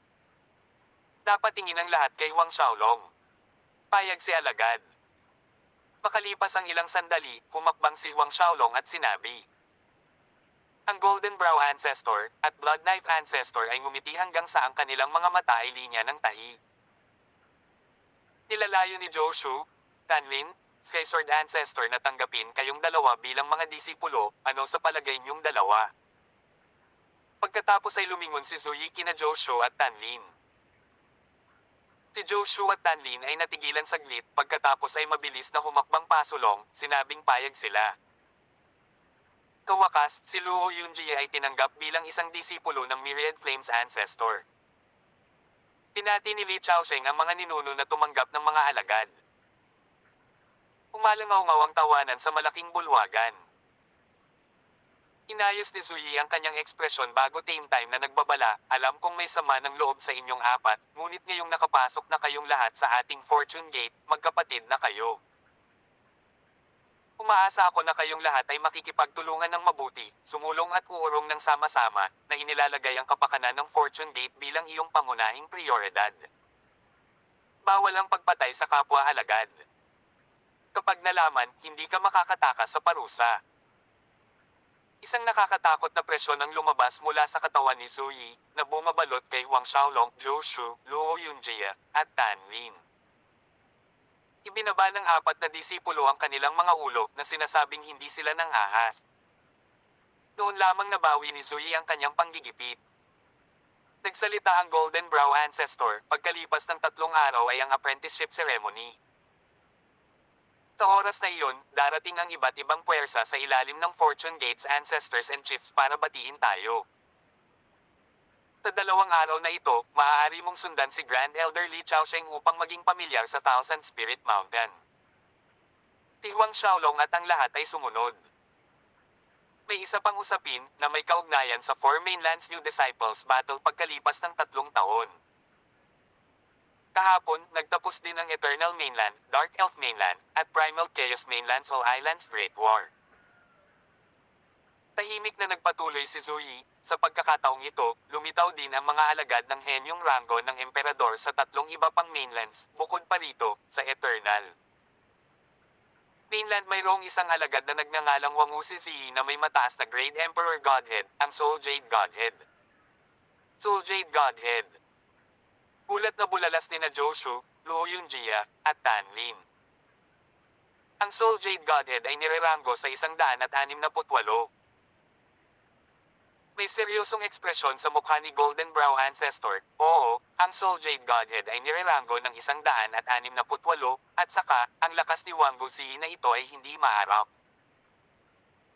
Sa panahon ng Eternal Mainland's All Islands Great War, mula sa simula hanggang sa katapusan, isang galaw lang ang ginamit niya upang talunin ang kanyang mga kalaban. Walang nakakaalam ng kanyang tunay na lakas, ngunit ang aming pagbabawas mula sa mga balita na aming narinig ay ang kanyang paglilinang ay umabot na sa huli Fourth Order Ancient God Realm at least. Huli ikaapat na utos ng sinahunang Diyos Realm. Naramdaman ni na Joshu, Luo Yunjia, at Tanlin na natuyo ang kanilang lalamunan. Kasunod nito, idinagdag ng Myriad Flames Ancestor, bukod sa Wango Zi ng Eternal Mainland, mayroong isa sa Dark Elf Mainland na pinangalan ng Yuoxen, mayroon ding mataas na grado na Emperor Rank Godhead, ang Black Underworld Godhead ay nireranggo ng 373. Ang kanyang lakas ay mas mataas din sa Fourth Order Ancient God Realm. Ikaw Wuoxen, Black Underworld Godhead. Itaas ang ikaapat na utos paglilinang sa kaharian ng sinaunang Diyos. Medyo namangha ang mga tao sa malaking bulwagan. Si Huang Xiaolong, sa kabilang banda, ay mas kalmado kaysa sinuman habang inaalala niya sina Wang Guyanwei at Yu Wuyan na nakilala niya sa mababang kaharian. Sinabi ni Golden Brow Ancestor kay Huang Xiaolong, ngunit Xiaolong, hindi mo na kailangang makaramdam ng anumang pressure. Makalipas ang 3 taon, sa iyong lakas, maliban sa Wang Guzi at Yu Wuoxen na ito, ang iba ay hindi mo makakapareha. Ipasok ang 3 nangungunang. Bagamat ang mga gantimpala para sa ikatlong pwesto ay hindi maihahambing sa mga gantimpala sa unang lugar, mas mahusay pa rin sila kaysa sa mga gantimpala sa unang lugar ng ating All Islands Great War. Tawag. I-prick. I-click. I-subscribe kwentong nobela. Hindi magagapi. Tagalog Translator, Andy Dors, Kabanata 1196. Senior Sister Lilo. Ikatlong pwesto. Nagtanong si Huang Xiaolong, Guro, maaari ko bang itanong kung ano ang magiging mga gantimpala para sa labanan ng bagong disipulo? Sumagot si Golden Brow Ancestor, ang mga gantimpala ng bawat termino ay bahagyang naiiba. Sa pagkakataong ito, ang mga reward sa unang lugar ay 10 trilyong Shenbi, isang high rank grade 5 spiritual vein, at higit sa 10 Chaos Spiritual Herbs pati na rin ang Chaos Spiritual Liquid na tinatawag na Metal Essence. Ang pinakamahalaga ay ang mid-grade Chaos Spiritual Weapon, 3 King's Blade. Ang espiritual na sandata ng kaguluhan sa kalagitnaan ng baitang. Nang marinig iyon, naging mabigat ang paghinga ng 3 tao, sina Joshu, Luo Yunjia, at Tanlin. Nagulat si Huang Xiaolong, napakaraming reward ng 4 Mainland's New Disciples Battle. 10 trilyong Shenbi. High rank grade 5 spiritual vein. Higit sa 10 Chaos Spiritual Herbs, isang Chaos Spirit Liquid na tinatawag na Metal Essence, at mid-grade Chaos Spiritual Weapon, 3 King's Blade. Ang anumang solong item ay sapat na upang pukawin ang buong Vientiane World ng mga henyong disipulo sa isang galit na kompetisyon. Lalo na ang kaguluhang espiritual na likido. Para maayos ang Peel Blending Tower, isa sa mga materyales na kailangan niya ay ang Metal Essence na ito. Humigpit ang mga kamay ni Huang Xiaolong. Unang lugar. Sa kanyang opinyon, ang Yuoxen ng Dark Elf Mainland ay hindi banta sa kanya, ito ay si Wang Guzi ng Eternal Mainland na medyo magulo. Batay sa kanyang kasalukuyang lakas, binibilang ang kanyang Primordial Divine Dragon, maaari lamang niyang talunin ang mga average na unang 4th Order Ancient God Realm Cultivator, habang si Wang Guzi ay tinatayang isang late 4th Order Ancient God Realm o mas mataas. Kahit na hindi siya ang kapareha ni Wang Guzi ngayon, mayroon siyang oras, mayroon siyang buong 3 taon. Nang maramdaman ang layunin ng labanan mula sa katawan ni Huang Xiaolong, nagpalitan ng tingin si Zuyi, Golden Brow, at Blood Knife. Napailing silang 3 at mahinang ngumiti. Talagang mataas ang talento at husay sa pakikipaglaban ni Huang Xiaolong, ngunit kung ikukumpara sa Wang Guzi na iyon, siya ay lubhang kulang. Ipinagpatuloy ni Zuyi at Golden Brow Ancestor ang 4 na disipulo tungkol sa ilang mga bagay tungkol sa Fortune Gate, pagkatapos ay ipinadala sila ni Li Chaosheng upang pumili ng isang palasyong taitirhan. Magalang na umalis si Li Chaosheng at ang 4 na disipulo. Sa pagtingin sa likod ni Huang Xiaolong, napabuntong hininga si Zuyi, akala ko ang fortune gate natin ay tiyak na mananalo sa unang pwesto sa New Disciples Battle kapag lumitaw si Huang Xiaolong. Tinong mag-aakala na may mga disipulong tulad ni Wang Guzi at Yu Waxan. Mukhang hindi rin tayo mananalo sa unang pwesto sa pagkakataong ito. Tadhana, tadhana Isang dosenang termino na ang nakalipas mula nang ang Fortune Gate ay nauna sa Four Mainlands New Disciples Battle. Ang unang ranker ng huling dosenang termino ay mula sa Eternal Mainland o sa Dark Elf Mainland. Medyo nalungkot si Lightning Hammer Ancestor kung bumaba ang mga bagay sa ganitong paraan, makalipas ang 10,000 taon, ang lakas ng Eternal Clan at Dark Elf Tribe ay malalampasan ang ating Fortune Gate. Sumagot si Black Eyes Ancestor, maaaring hindi iyon ang kaso, mayroon pa tayong Lilo. Sa pagbanggit kay Lilo, napangiti ang lahat. Natawa ang Golden Brow Ancestor, ang talento ng batang ito ay talagang mahirap makuha sa loob ng 100,000,000 taon, sayang naman at wala siyang Metal Element Force. Ang Golden Brow Ancestor, Suyi, at ang talakayan ng iba pa, sina Huang Xiaolong, Zhou Shu, Luo Yunjia, at Tan Lin ay natural na hindi marinig. Sa oras na ito, pinamumunuan ni Li Chaosheng ang kanilang grupo ng 4 na pumili ng kanilang tirahan at paglilinang na palasyo. Sa Thousand Spirit Mountain ay may ilang daang walang laman na palasyo at bawat isa sa kanila ay napakalaki, mga 200 li mula sa isang dulo patungo sa isa pa. Mula sa Alchemy Room hanggang sa pangunahing Cultivation Room, pati na rin sa isang Spiritual Energy Pond, ano man ang maiisip ng isa, naroon iyon. Bilang All Islands Great War First Place winner, natural na si Huang Xiaolong ang unang napili. Ang ikinagulat ni Li Chaosheng ay ang Cosmos Palace na pinili niya ay bahagyang nasa gilid. Bagamat ang Thousand Spirit Mountain ay mayaman sa espiritual na enerhiya at ang lahat ng mga palasyo ay may halos parehong kaayusan, karamihan sa mga tao ay susubukan na pumili ng isang cultivation palace na malapit sa assembly shrine hanggat maaari. Sa ganitong paraan, ang pagpunta sa assembly shrine upang makita ang Golden Brow Ancestor at Blood Knife Ancestor para sa gabay ay magiging mas maginhawa. Para sa isang taong may mga kwalipikasyon tulad ni Huang Xiaolong, nagulat si Li Chaosheng na pumili siya ng isang lugar na malapit sa gilid. Ngunit ito ang pinili ni Huang Xiaolong, kaya wala siyang sinabi. Makalipas ang ilang sandali, nagpasya rin sina Zhou Shu, Luo Yunjia, at Tan Lin sa kanilang mga cultivation palaces. Sa susunod na 3 araw, dadalhin ni Li Chaosheng silang 4 sa palibot ng Thousand Spirit Mountain sa araw, na nagpapahintulot kay Huang Xiaolong at iba pa na maging pamilyar sa Thousand Spirit Mountain, habang sa gabi, pinino ni Huang Xiaolong ang 50,000,000 taon. Mga lumang damong natanggap niya para pagyamanin. Sa 3 araw, nang dinadala ni Li Chaosheng ang 4 sa kanila upang maging pamilyar sa Thousand Spirit Mountain, nakita nila sa dalisdis ng bundok ang isang palasyo na may nyebe na umaanod pababa. Nagulat si Luo Yunjia, kaninong cultivation palace ito? Napakakapal na yin cold chi. Gumamit si Li Chaosheng ng kakaibang tono na nagsasabing, ito ang Brimong Snow Palace, ang numero 1 henyo ng ating Fortune Gate na cultivation palace ng Lilo. Lilo. Si Zhou Shu, Luo Yunjia, at Tan Lin ay nanginginig sa pananabik, nag-init ang kanilang mga tingin. Ang pangalan ni Lilo ay kumalat na sa buong Fortune Mainland. Silang tatlo, bilang mga henyong disipulo ng nangungunang 10 isla, ay kilala siya noon pa man. Si Huang Xiaolong ay nakatingin din sa Brimong Snow Palace sa di kalayuan. Huminga siya ng malalim, sa loob-loob na nagtanong, ito ba ang palasyo mo? Nilito ba siya sa seremonya ng apprenticeship bukas? Sa pagtingin sa ekspresyon ni Zhou Shu at ng iba pa, tumawa si Li Chaosheng na nagsasabing, si Lilo ang numero 1 henyo ng ating Fortune Gate, at siya rin ang numero 1 kagandahan. Maraming humahanga mula sa itaas hanggang sa ibaba, kabilang ang ating Young Lord at Wang Wei. Gayunpaman, walang nakakita sa kanyang tumawa dati. Nagtanong si Luo Yunjia, maganda ba ang senior sister Lilo gaya ng bali-balita? Panunukso ni Li Chaosheng, bakit? Naantig ka ba?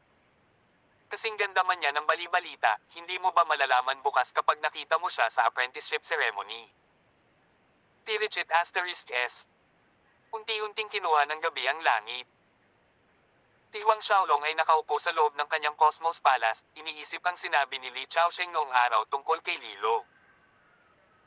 Iniisip niya kung ano ang mangyayari kapag sila ni Lilo ay magkikita bukas sa seremonya ng pag-apprentice. Dahil dadalo siya, tiyak na magpapakita rin ang Wang Wei na iyon. Ang kalangitan sa gabi sa itaas ng Thousand Spirit Mountain ay napuno ng mga kumikinang na bituin tulad ng isang napakalaking asul na Sepiro. Sa pagtingin sa langit, nawala ang iniisip ni Huang Xiaolong. Nang lumitaw ang unang liwanag ng bukang liwayway, dumating sina Huang Xiaolong, Zhou Shu, Luo Yunjia, at Tan Lin sa Assembly Shrine. Sa pangunguna ni Zui at Golden Brow Ancestor, lumipad sila palabas ng Fortune Divine Kingdom patungo sa front hall ng Fortune Mountain Range. Bago pa man sila dumating, nakikita na ang mga batis ng mga taong nagmamadaling umakyat sa bundok at tinatakpan ang lupa. Ang Fortune Gate Ancestors na tumatanggap ng mga bagong disipulo ay isang malaking kaganapan sa buong Fortune Mainland. Dahil ang karamihan sa mga eksperto sa mainland ay nasa Fortune City pa rin, ang bilang ng mga taong dumating ay umabot sa 1 trilyon ng hindi bababasa. Nang dumating ang grupo ni Zoe, agad nitong nakuha ang atensyon ng mga tao sa ibaba, lahat ay tumingin sa himpapawid. Pagbati, Fortune Gate Chief at ilang mga ninuno. Kaagad, ang mga hanay ng mga tao ay lumuhad sa lupa, ang kanilang mga tinig ay umabot sa kalangitan na parang isang higanting tsunami na umaalingaw-ngaw sa hangin. Mabuti. Lahat, bumangon. Si Sui, Golden Brow Ancestor, at ang iba ay masayang tumawa. Nagsitayuan ang mga tao sa ibaba, ngunit nakababa pa rin ang kanilang mga katawan, hindi gaanong naglakas loob na kumilos. Si Huang Xiaolong at ang iba pa ay bumaba sa plaza sa harap ng Fortune Hall. Pagkatapos lamang nilang makapasok sa bulwagan ay nangahas na tumayo ng tuwid ang mga magsasaka sa labas. Pagkapasok, pumupo si Zuyi, Golden Brow, Myriad Flames, at iba pa sa gitna ng main hall. Nang makaupo si Zuyi at ang lahat ng mga ninuno, 3 tao ang pumasok sa pangunahing bulwagan. Ito ay si Senior Brother Wang Wei, Senior Sister Lilo, Young Lord, Tawag, I-Prick, I-Click, I-Subscribe Kwentong Nobela, Hindi Magagapi. Tagalog Translator, Andy Dors, Kabanata 1197. Ipasok ang pag-iisa upang masira.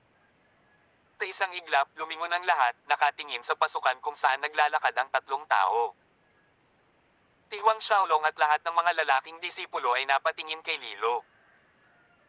Nakasuot siya ng snow white na damit tulad ng dati, eleganteng naglalakad na parang fairy of the cold maid.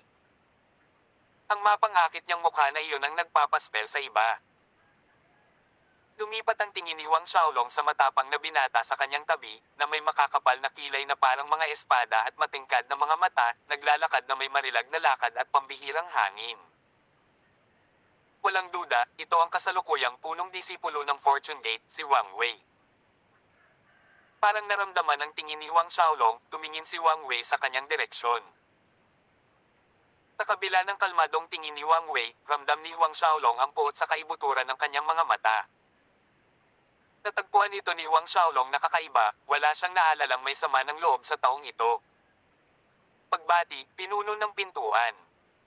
Pagbati, ilang mga ninuno. Si Wang Wei, Lilu, at Zufeng ay tumayo sa harap ng mga matatanda, pagkatapos ay bahagyang yumuko at sumaludo. Sige. Umiti si Zoe. Si Wang Wei at Zufeng ay umatras sa gilid, sa tapat ni Huang Xiaolong, samantalang si Lilo ay naglakad papunta sa Myriad Flames Ancestor at Black Eyes Ancestor, Mama Boti, binabati ni Lilo si Big Master at Second Master. Napaangat ang Myriad Flames at Black Eyes habang nakangiti sila ng malawak. Itinuwid ni Lilo ang kanyang likod at naglakad palayo, ngunit hindi siya pumunta sa tabi ni Wang Wei at Zufeng. Sa halip, naglakad siya patungo kay Huang Xiaolong. Nagsalubong ang kanilang mga tingin sa hangin. Dahil sa inaasahan ng lahat, si Lilo, na hindi pa nakakangiti noon, ay biglang kumurap kay Huang Xiaolong, pagkatapos ay dahan-dahang namulaklak ang kanyang mukha. Nandito ka. Ang tono ni Lilo ay napakaamo. Tumango si Huang Xiaolong pagkatapos ay naisip niya ang isang napakahalagang tanong. Na may seryosong nagmumuni-muni na ekspresyon sa hinaharap, kailangan ba kitang tawaging Senior Sister Lilo? Natigilan sandali si Lilo habang tinitignan ang nakamamatay na seryosong ekspresyon sa mukha ni Huang Xiaolong bago humagalpak ng tawa. Pagkaraan ng ilang sandali, sinabi niya ng may pagkaseryoso na katumbas ng kay Huang Xiaolong. Siyempre, tatawagin mo akong Senior Sister Lilo. Lahat ng tao sa bulwagan ay natarante na nakatingin sa natatawang mukha ni Lilo. Talagang tumawa ang aking Diyosa ng yelo na si Lilo. Ang personal na disipulo ng isang Grand Elder ay natarante na bumulong. Si Wang Wei at Zhu Feng din ay natulala na nakatingin sa kanyang mukha bago nagbago ang kanilang mga ekspresyon, may naalala. Halos magkasabay na bumagsak ang kanilang mga tingin kay Huang Xiaolong. Bahagyang namula ang mukha ni Zhu Feng. Hindi niya maintindihan noon kung bakit umalis si Lilo sa Fortune Divine Kingdom para personal na panoorin ang All Islands Great War mula simula hanggang sa katapusan. Ngayon, gayon pa man, sa wakas ay naunawaan na niya. Siya iyon, Huang Xiaolong. Malinaw, ganoon din ang naging conclusion ni Wang Wei. Sa pagtingin kay Huang Xiaolong, mas nagalit siya. Sa oras na ito, nagpalitan ng tingin ang Golden Brow Ancestor, Myriad Flames Ancestor at iba pa. Tiningnan ni Golden Brow Ancestor si Huang Xiaolong, nagtanong, Xiaolong, magkakilala kayo ni Lilo? Tumango si Huang Xiaolong at sumagot, oo, guro. Pareho kaming umakyat ni Lilo mula sa mababang kaharian, at nang naroon kami, ang aming mga pamilya ay matandang magkaibigan. Magkakilala kaming dalawa mula pagkabata. Napatulala ang lahat sa hall. Ano? Si Huang Xiaolong at Lilo ay parehong umakyat mula sa mababang kaharian. Isa pa, ang kanilang mga pamilya ay matandang magkaibigan at magkakilala sila mula pagkabata. Tapos, ang relasyon ng dalawang taong ito. Parehong naisip ni Wang Wei at Zhu Feng, mga childhood sweetheart. Noong una, nang makitang magkakilala sina Huang Xiaolong at Lilo, inakala ni Wang Wei at Zhu Feng na matalik lang silang magkaibigan, sinong mag-aakalang mas malapit ang dalawa kaysa doon. Ang ekspresyon ni Wang Wei at Zhu Feng ay lalong naging pangit. Si Zhu Yi, Golden Brow Ancestor, Myriad Flames Ancestor, at ang iba pa ay namangha. Natawa si Golden Brow Ancestor, hindi inaasahan magkakilala talaga kayong dalawa simula pa noong bata pa kayo, bagay na bagay. Magandang bagay. Kung ano talaga ang maganda dito, hindi tinukoy ni Golden Brow Ancestor. Myriad Flames Ancestor also joined in the laughter, this indeed is a good thing. Masaya ring tumawa si Blood Knife Ancestor at ang iba pa, si Black Eyes Ancestor lang ang nakasimangot. Medyo malakas ang tawa ni Zoe. Maaaring makita ng sino man na ang relasyon ni Huang Xiaolong at Lilo ay napakaganda, malamang na nalampasan na nila ang linya ng pagkakaibigan.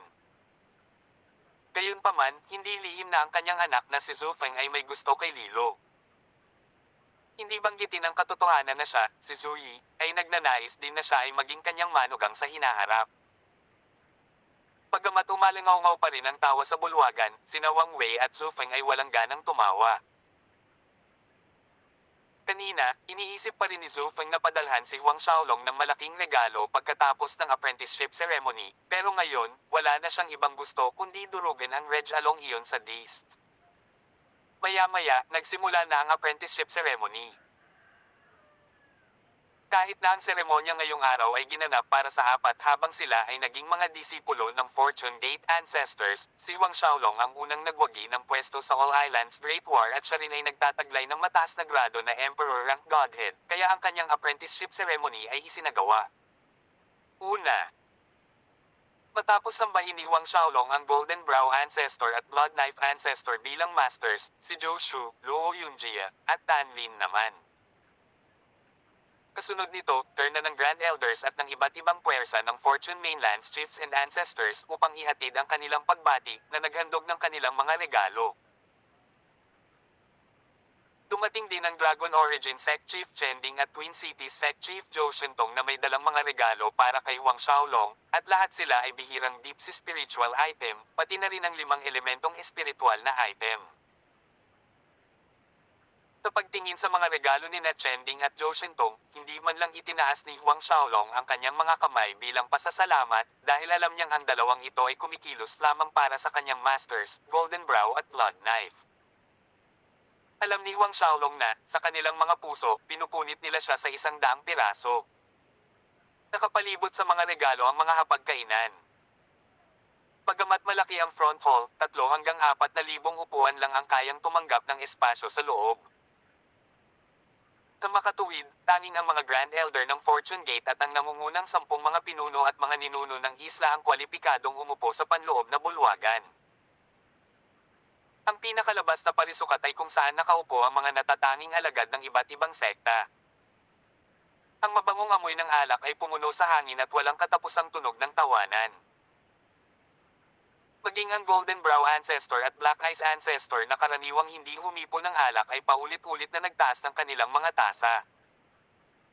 Ang piging ay tumagal hanggang hiting gabi bago nagsimulang maghiwa-hiwalay ang mga tao.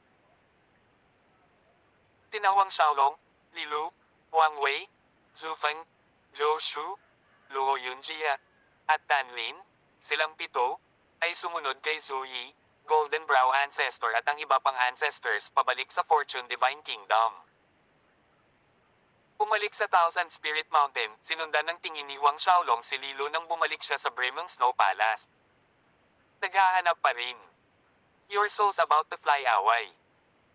Blood Knife Ancestor tinukso si Huang Xiaolong. Second Master. Bahagyang napahiya si Huang Xiaolong. Pumalaklak si Golden Brow, si Lilo ang babaeng ito ay palaging mapagmataas at malamig, kahit sina Wang Wei at Zhu Feng ay hindi kailanman napukaw ang kanyang interes. Ngayon alam namin na ikaw ang bata na gusto niya. Makakaasa ka, susuportahan ka ng iyong Big Master at Second Master. Kahit na ang iyong kasalukuyang lakas ay hindi maikukumpara kay Wang Wei o Zhu Feng, kailangan mong magsikap sa iyong paglilinang, magsikap na magtagumpay sa Ancestor God Realm sa lalong madaling panahon. Oo, Big Master. Sinabi ni Huang Xiaolong, at idinagdag, plano kong pumasok sa pag-iisa upang magtagumpay sa Ancient God Realm bukas. Parehong masaya ang Golden Brow at Blood Knife sa sinabi ni Huang Xiaolong.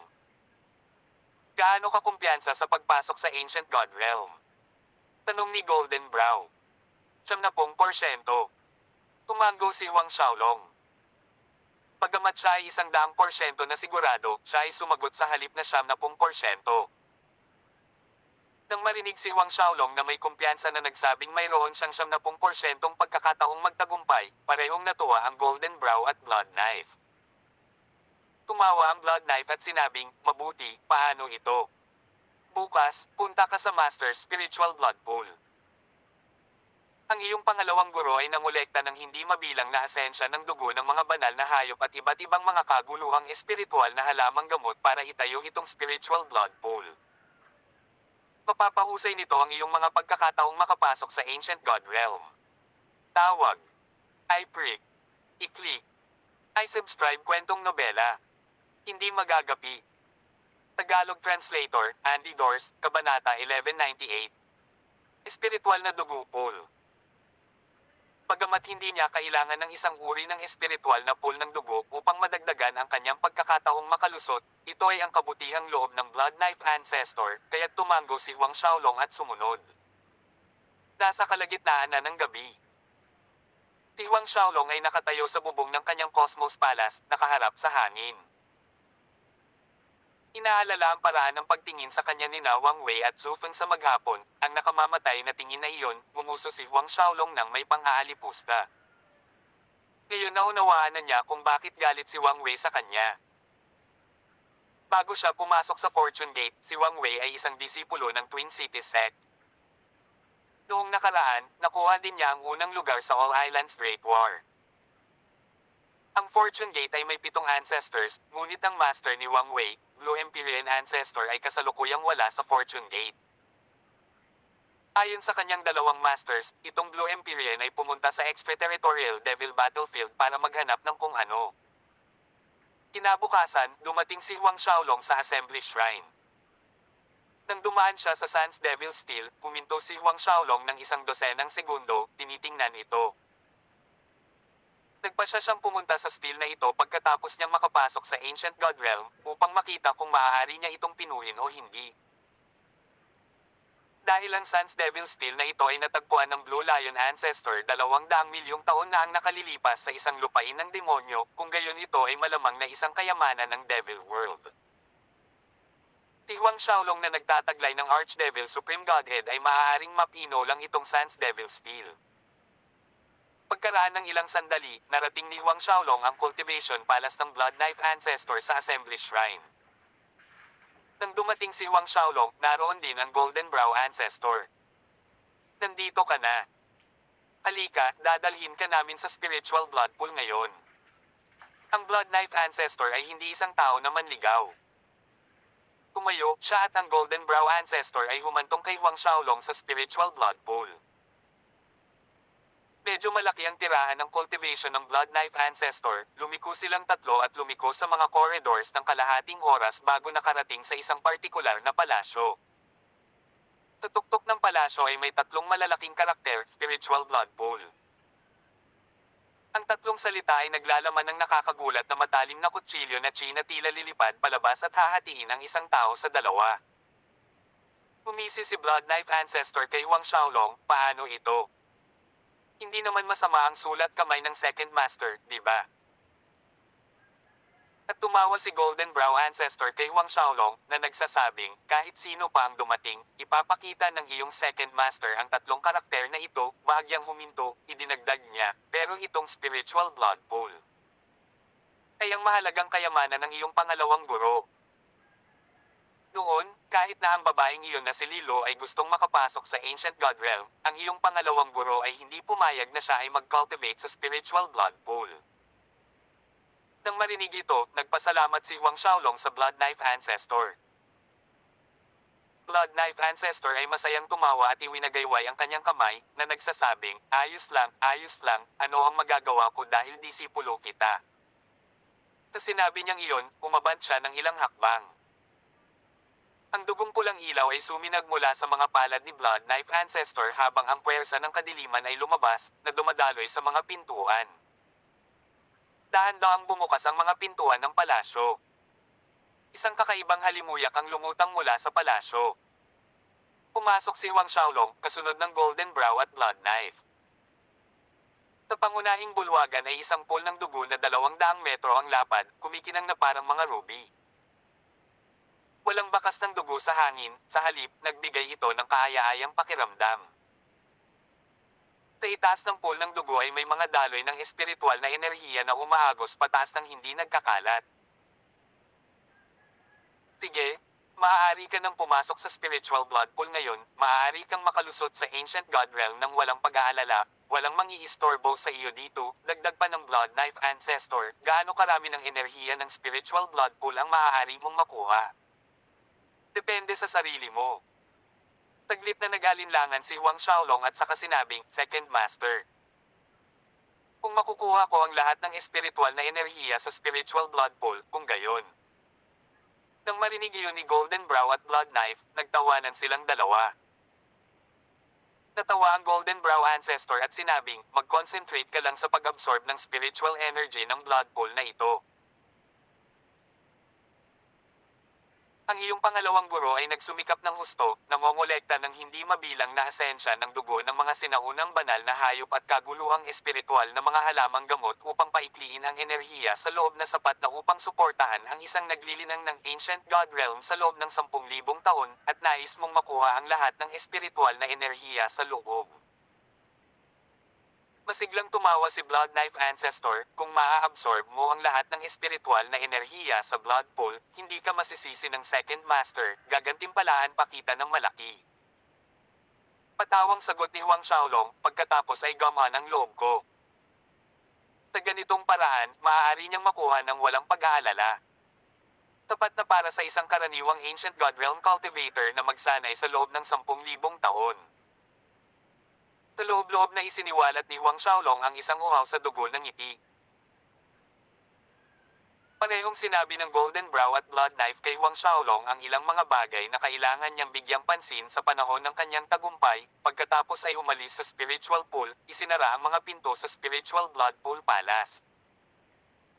Ang mga pinto ay bubuksan lamang pagkatapos na makalusot si Huang Xiaolong sa Ancient God Realm. Matapos lumabas ang Golden Brow at Blood Knife, muling natahimik ang panloob na bulwagan. Tinabi ni Huang Xiaolong sa Ruby Red Spiritual Blood Pool. Dahan-dahan siyang lumapit dito, sa wakas ay naka-crossleg sa ere sa itaas ng pool. Pagkatapos mag-isip, kinuha ni Huang Xiaolong ang Ancestral Dragon Fruit. Sa sandaling lumitaw ang Ancestral Dragon Fruit, kumalat ang isang Ancestral Dragon Aura. Sa kabutihang palad, ang lugar na ito ay may mga mahigpit na pormasayon na inayos ng Blood Knife, kaya naman ang Ancestral Dragon Aura ay hindi nag-alerto sa sinuman. Bagamat maraming halamang gamot sa loob ng kanyang spatial rings na makakatulong sa kanyang pagtagumpayan, nagpa siya si Huang Xiaolong sa Ancestral Dragon Fruit. Ang kanyang likas na martial spirit ay ang kambal ng mga dragon, at ang kanyang pangangatawan ay ang true divine dragon physique. Ang pagpino sa Ancestral Dragon Fruit sa pambihirang tagumpay ay tiyak na magkakaroon ng pinakamahusay na epekto. Kasunod nito, nagsimulang umikot ang tatlong pinakamataas na Diyos ng Huang Xiaolong. Kaagad, ang Dragon Chi sa loob ng Ancestral Dragon Fruit ay nagsimulang damaloy sa kanyang katawan. Biglang nanginig ang katawan ni Huang Xiaolong. Sa oras na ito, nakabalik na ang Blood Knife at Golden Brow sa Cultivation Palace ng Blood Knife. Nang maalala ng Blood Knife si Huang Xiaolong na sinabi niyang gusto niyang pinuhin ang lahat ng espiritual na enerhiya sa Spiritual Blood Pool, hindi napigilan ni Ge ang makaramdam ng saya. Nakangiting sinabi niya kay Golden Brow Ancestor, Senior Brother Golden Brow, ano sa palagay mo, malalamon ba talaga ng batang iyon ang lahat ng espiritual na enerhiya sa Blood Pool? Tumawa si Golden Brow, kung kaya niyang lunokan ng 10,000 nito, hindi na iyon masama. Pagkatapos ng lahat, ang isang average na 10th Order Ancient God Realm Master na naglilinang sa loob ng 1 buwan sa loob ng Spiritual Blood Pool ay maaari lamang magpino ng 10,000. Ito ay isang mataas na opinyon ni Huang Xiaolong. Blood Knife Ancestor shook his head, sa palagay ko, 20,000 lang ang magagawa niya. Ilang araw pagkatapos buksan ng Blood Knife Ancestor ang Spiritual Blood Pool Palace para kay Huang Xiaolong, kumalat ang balita mula sa Thousand Spirit Mountain. Hindi kalayuan sa Spiritual Blood Pool Palace ay nakatayo ang isang kahangahangang palasyo na napapalibutan ng matatiyog na berdeng puno. Ito ang cultivation tirahan ni Wang Wei, ang Nine Nether Palace. Nakaupo sina Tanlin at Wang Wei sa main hall nitong Nine Nether Palace. Senior Brother Wang, narinig ko na ang Spiritual Blood Pool ay maaaring magpapataas ng pagkakataon ng isang tao na makapasok sa Ancient God Realm.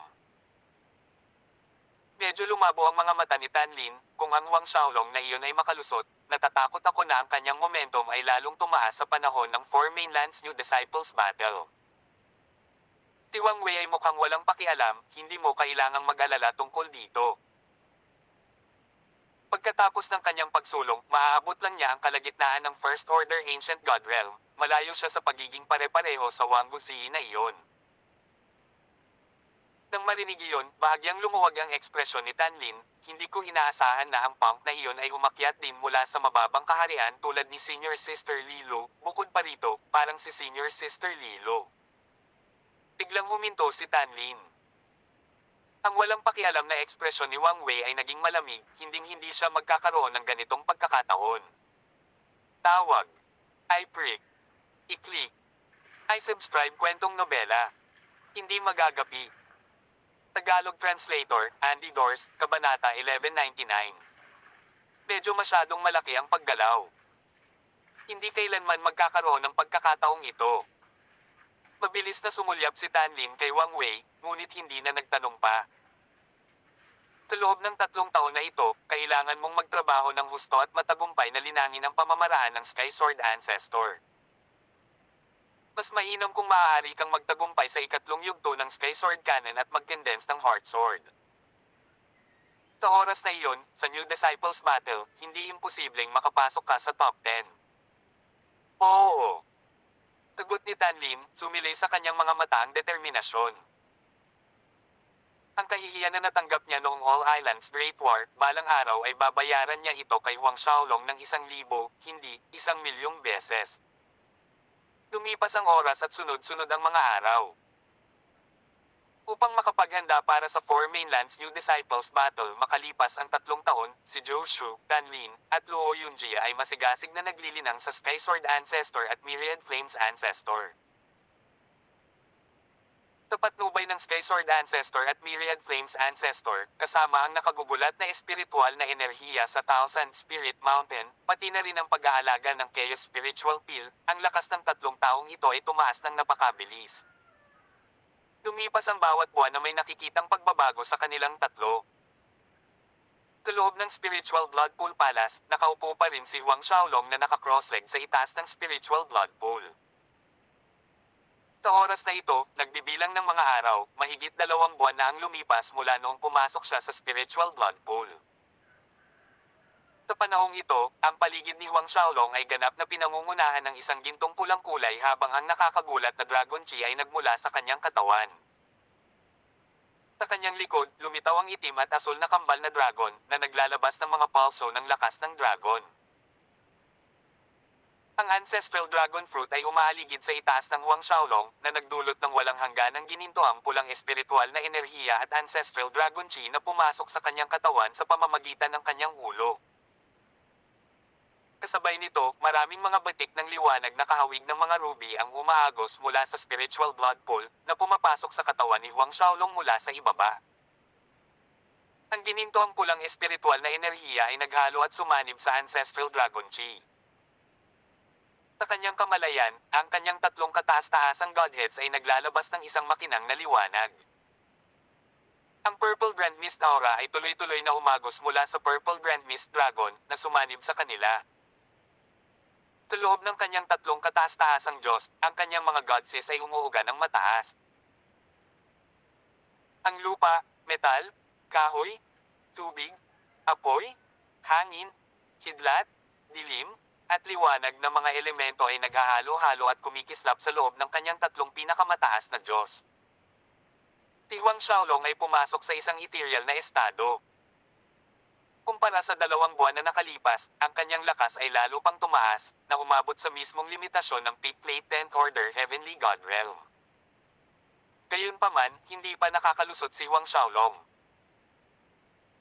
Nadama niya na ang kanyang 3 kataas-taasang godheads ay maaaring makatiis ng higit na langit at lupa na enerhiya, at gusto niyang ang kanyang tagumpay ay dumating lamang kapag hindi na sila makakuha ng anumang karagdagang enerhiya.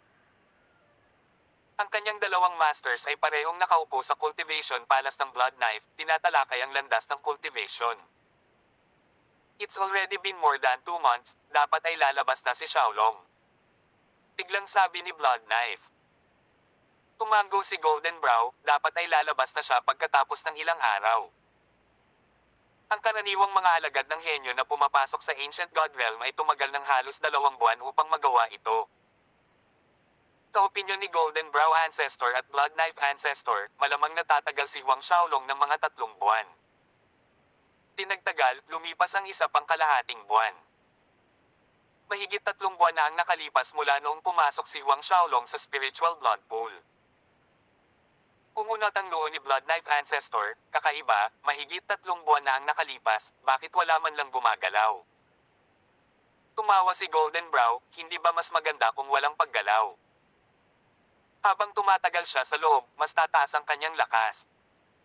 Don't tell me you are reluctant about the Spiritual Blood Pool spiritual energy. Tumawa ng malakas ang Blood Knife Ancestor na nagsasabing, ang Spiritual Blood Pool na ito ay nilikha sa pamamagitan ng aking mga pagsisikap sa loob ng 10,000 taon na nagtitipon ng hindi mabilang na asensya ng dugo ng mga banal na hayop at kaguluhang mga espiritual na damo. Talagang medyo nag-aatubili ako, ngunit ginagamit lang ito ng batang ito para makapasok sa Ancient God Realm, wala lang iyon. Ipinagpatuloy ng 2 ninuno ang pagtalakay sa mga bagay na may kinalaman sa paglilinang. Sa isang kisap mata, lumipas ang 1 buwan.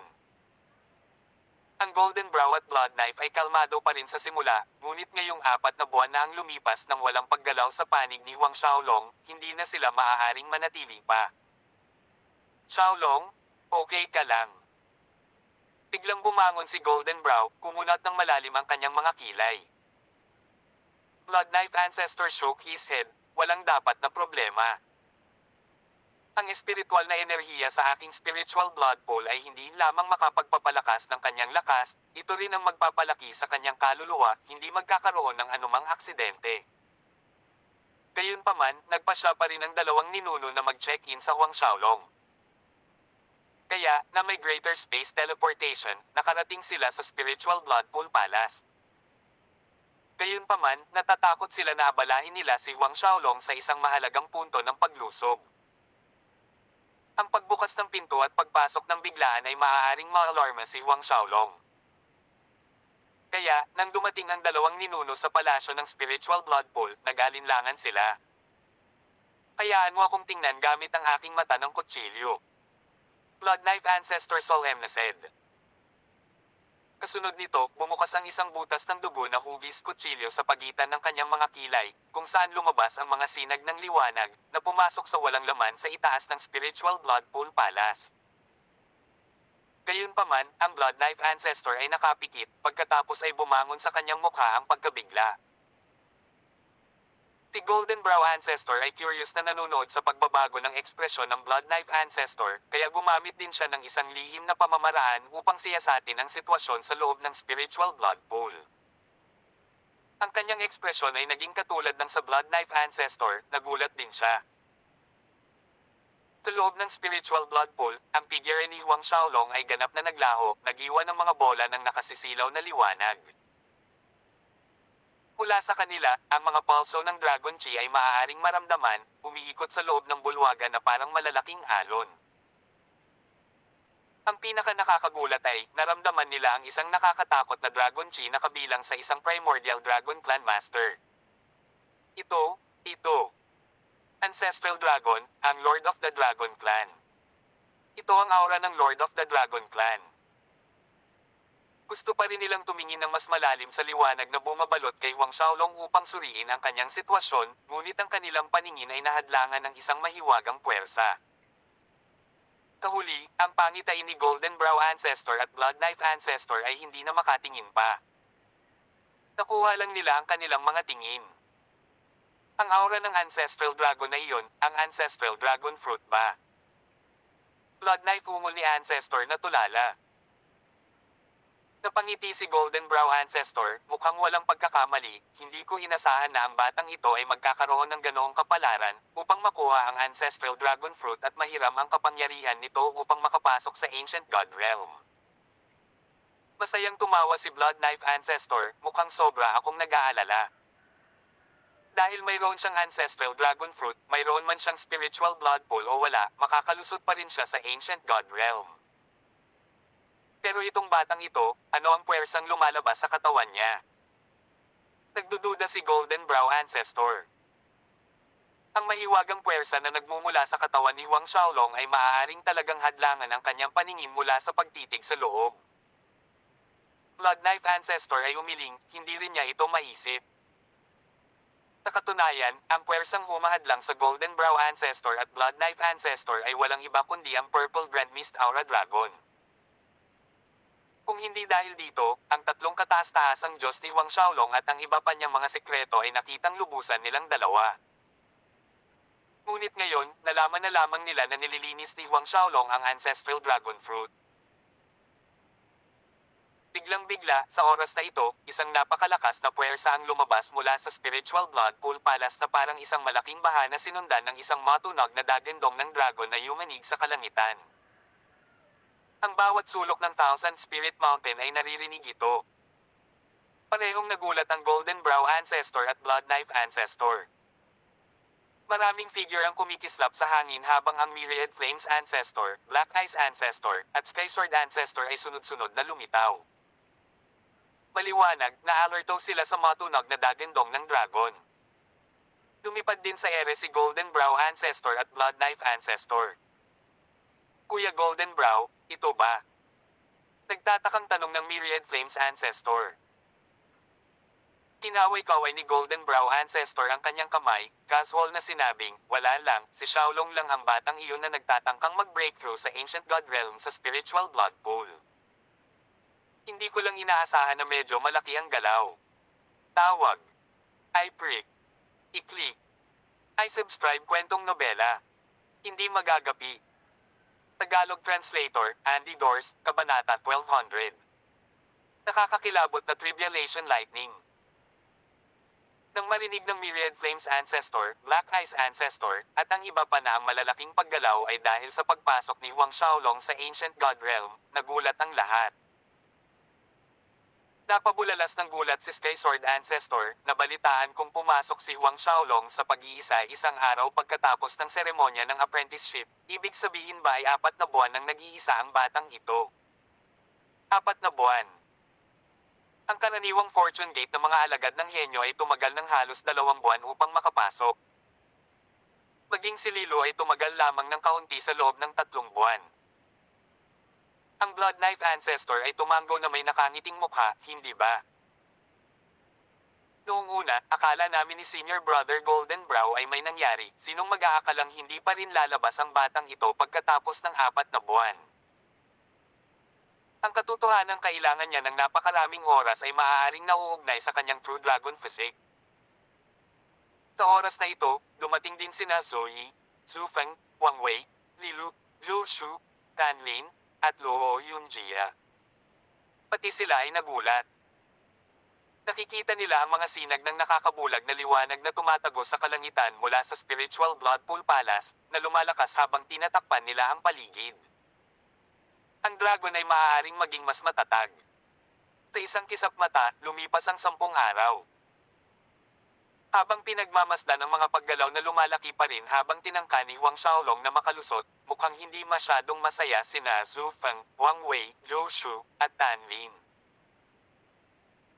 Tiningnan ni Lightning Hammer Ancestor ang liwanag na lumiliwanag pa sa itaas noon at hindi niya maiwasang mapabuntong hininga. Sa pagtingin sa sitwasyong ito, malamang na direktang umaban si Huang Xiaolong sa Late First Order Ancient God Realm.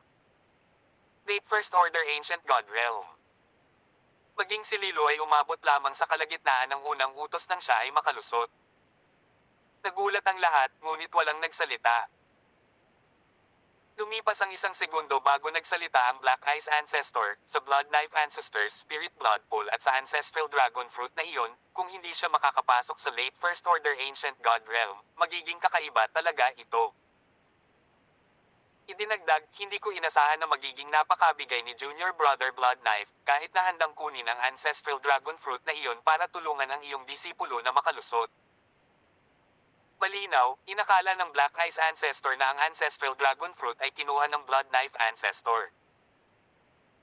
Nang marinig ang salita ng Black Eyes Ancestor na Blood Knife Ancestor ay sumangot si Ancestor, mapagbigay ako, ngunit hindi ba ikaw ay pareho? Noong gusto ni Lilo na pumasok ang babaeng iyon sa Ancient God Realm, narinig kong kinuha mo pa nga ang Divine Snow Jade Purifying Mind Fruit na matagal mo nang iniingatan. Ang mga aksyon ng Black Eyes Ancestor ay naiintindihan. Noong panahong iyon, nang gustong magtagumpay si Lilo, hindi siya pinahintulutan ni Blood Knife Ancestor na makapasok sa Spiritual Blood Pool, at ang Black Eyes Ancestor ay nagtataglay pa rin ng sama ng loob dahil dito.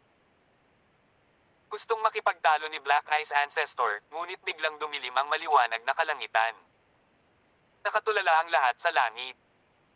Nakita nila ang maitim na ulap na umiikot sa kailaliman ng madilim na kalangitan. Sa isang kisap mata, ang maitim na ulap ay kumalat sa ilang li at patuloy pa ring lumalawak sa nakakatakot na bilis.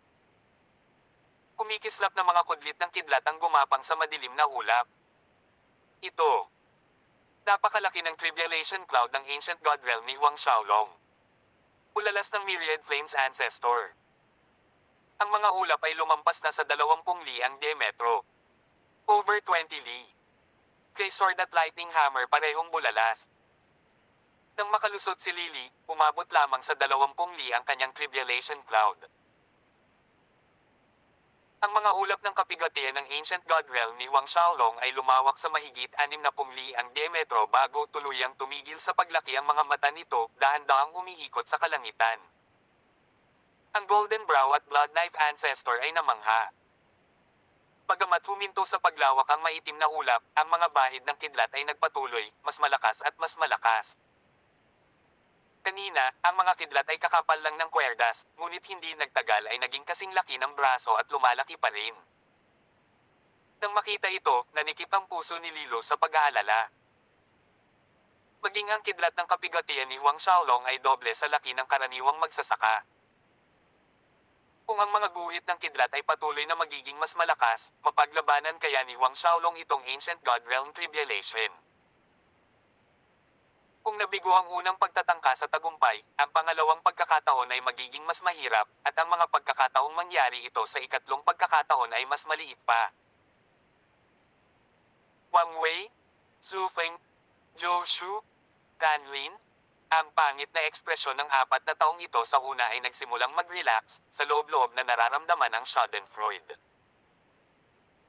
Sa loob ng palasyo, nakaupo pa rin si Huang Xiaolong na naka-cross-leg sa itaas ng spiritual blood pool, na nababalot sa loob ng kokon sa maliwanag na liwanag. Ang ancestral dragon fruit ay kalahati na lamang ng orihinal nitong sukat. Ang tatlong kataas-taasang godhead ni Huang Xiaolong ay patuloy na sumisipsip ng ancestral dragon fruit, ang purple grand mist aura dragon, pati na rin ang enerhiya ng spiritual blood pool. Lumipas ang 5 buwan. Ang tatlong kataas-taasang Diyos ni Huang Xiaolong ay nagningning ng mas maliwanag kaysa dati. Ang bawat sinag ng liwanag ay katulad ng matalas na talam ng kaguluhan na maghahiwa-hiwalay pa sa karaniwang First Order Ancient God Realm Cultivator kung saan nilalapitan. Sa taas ng hangin, lumalim ang pagkunot ng noo ni Golden Brow at Blood Knife. Hindi pa rin ba nakakalusot? Ang umiikot na madilim na ulap ng kapigatian sa itaas ay umabot na sa 80 li ang diametro, bukod pa rito, ang mga bahid ng kidlat ay 4 na metro na ngayon ang kapal. Myriad Flames Ancestor, Sky Sword Ancestor, Lightning Hammer Ancestor, Fortune Gate Chief Zuyi at iba pa ay hindi maitago ang pagtataka sa kanilang mga mata. Ang ganitong uri ng Ancient God Realm Tribulation Lightning ay lumampas na sa kanilang saklaw ng pangunawa. Anong kapahamakan ang ginagawa ng batang iyon? Blood Knife Ancestor ay balisa at inis sa parehong oras. Nagkaroon ba si Huang Xiaolong ng anumang pagkakataon na matagumpay na makalusot sa ilalim ng gayong kapigatian na kidlat? Pamantong hininga ang Black Eyes Ancestor, nakakaawa, ang true dragon physique ni Huang Xiaolong ay nakaakit ng kidlat ng matinding kapigatian sa Ancient God Realm na lumalaban sa langit. Napakagaling, ngunit hindi man lang siya makakapasok sa Ancient God Realm. Kung kumalat ang bagay na ito, ang iba ay tumawa sa ating Fortune Gate. Lumubog ang mukha ni Blood Knife Ancestor, Black Eyes Old Hag, kung magtagumpay si Huang Xiaolong na makalusot, ano ang gagawin mo? Tumawa ang Black Eyes Ancestor at sinabing, sa mga kayamanan sa aking Black Eyes Treasure, maaari kang pumili ng isa ayon sa gusto mo. At muli, kung mabibigo si Huang Xiaolong na umaban, wala na akong ibang gusto, ang iyong espiritual na blood pool lang ang magagawa. Blood Knife Ancestor gritted his teeth at sumigaw, deal. Nang makita ito ng ibang mga ninuno, ang ilan sa kanila ay umiling, ngunit wala silang masabi. Ang mga gintong ilaw ay kumikislap sa mga mata ni Golden Brow Ancestor. Unti-unting lumipas ang oras, at hindi nagtagal, 6 na buwan na ang lumipas. Ang madilim na ulap ng kapigatian ay lumawak sa 100 liin, samantalang ang mga kidlat ay 5 metro na ang kapal. Gayunpaman, kung ang Myriad Flames Ancestor at ang iba pa ay nagbigay ng bahagyang pansin, mapapansin nila na ang madilim na ulap ng kapigatian ay 499,999 na li. Ang mga ulap ng kapigatian ay gamulong na sumasakop sa kalangitan sa itaas ng Spiritual Blood Pool Palace. Ang mga kidlat ay paminsan-minsan ay sumisira sa kadiliman habang patuloy silang nag-iipon ng kanilang lakas. Maging sina Zhou Shu, Dan Lin, Luo Yunjia, at Lilo na nakatayo ilang daang li palayo ay nakaramdam ng pangamba. Si Lilo ay labis na nababalisa. Pinagmamasdan ng nakakatakot na mga guhit ng kidlat na sumasayaw sa loob ng madilim na ulap, ang mga labi ni Black Eyes Ancestor ay nangiti. Lumipas ang 10 araw nang biglang kumislap ang kidlat ng kapigatian na namumuo sa loob ng mga ulap. Maraming bahid ng kapigatian ang kumidlat na tumama sa spiritual blood pool palace kung saan naroon si Huang Xiaolong. Ang kalangitan sa itaas ng spiritual blood pool palace ay tila nawala ng liwanag saglit, nagiwan lamang ng mapanirang kidlat. Maaari lamang umasa ang isang tao sa sarili kapag nahaharap sa kidlat ng kapigatian ng Ancient God Realm. Iyon din ang dahilan kung bakit hindi makagambala ang Golden Brow at Blood Knife. Ang kanilang mga mata ay titig na titig sa mga mapanirang bahid ng kidlat na bumabagsak sa Huang Xiaolong na parang isang ilog ng kalawakan mula sa ikasyam na langit. Dumagundong. Ang mga nakakakilabot na boom ay patuloy na umalingaw-ngaw sa spiritual blood pool palace bago kumalat. Bahagyang yumanig ang buong Thousand Spirit Mountain. Ang kidlat ng kapigatian ay tila walang katapusan, bumagsak mula sa madilim na ulap patungo sa lupa, na naging sanhi ng pagyanig ng Thousand Spirit Mountain na lalong lumakas. Tawag. I-prick. I-click. I-subscribe kwentong nobela. Hanggang dito na lang muna mga masters. Salamat sa pagsubaybay mga lods. Abangan lamang ang kasunod na episode ng hindi magagapi dito sa ating channel. Kwentong Nobela.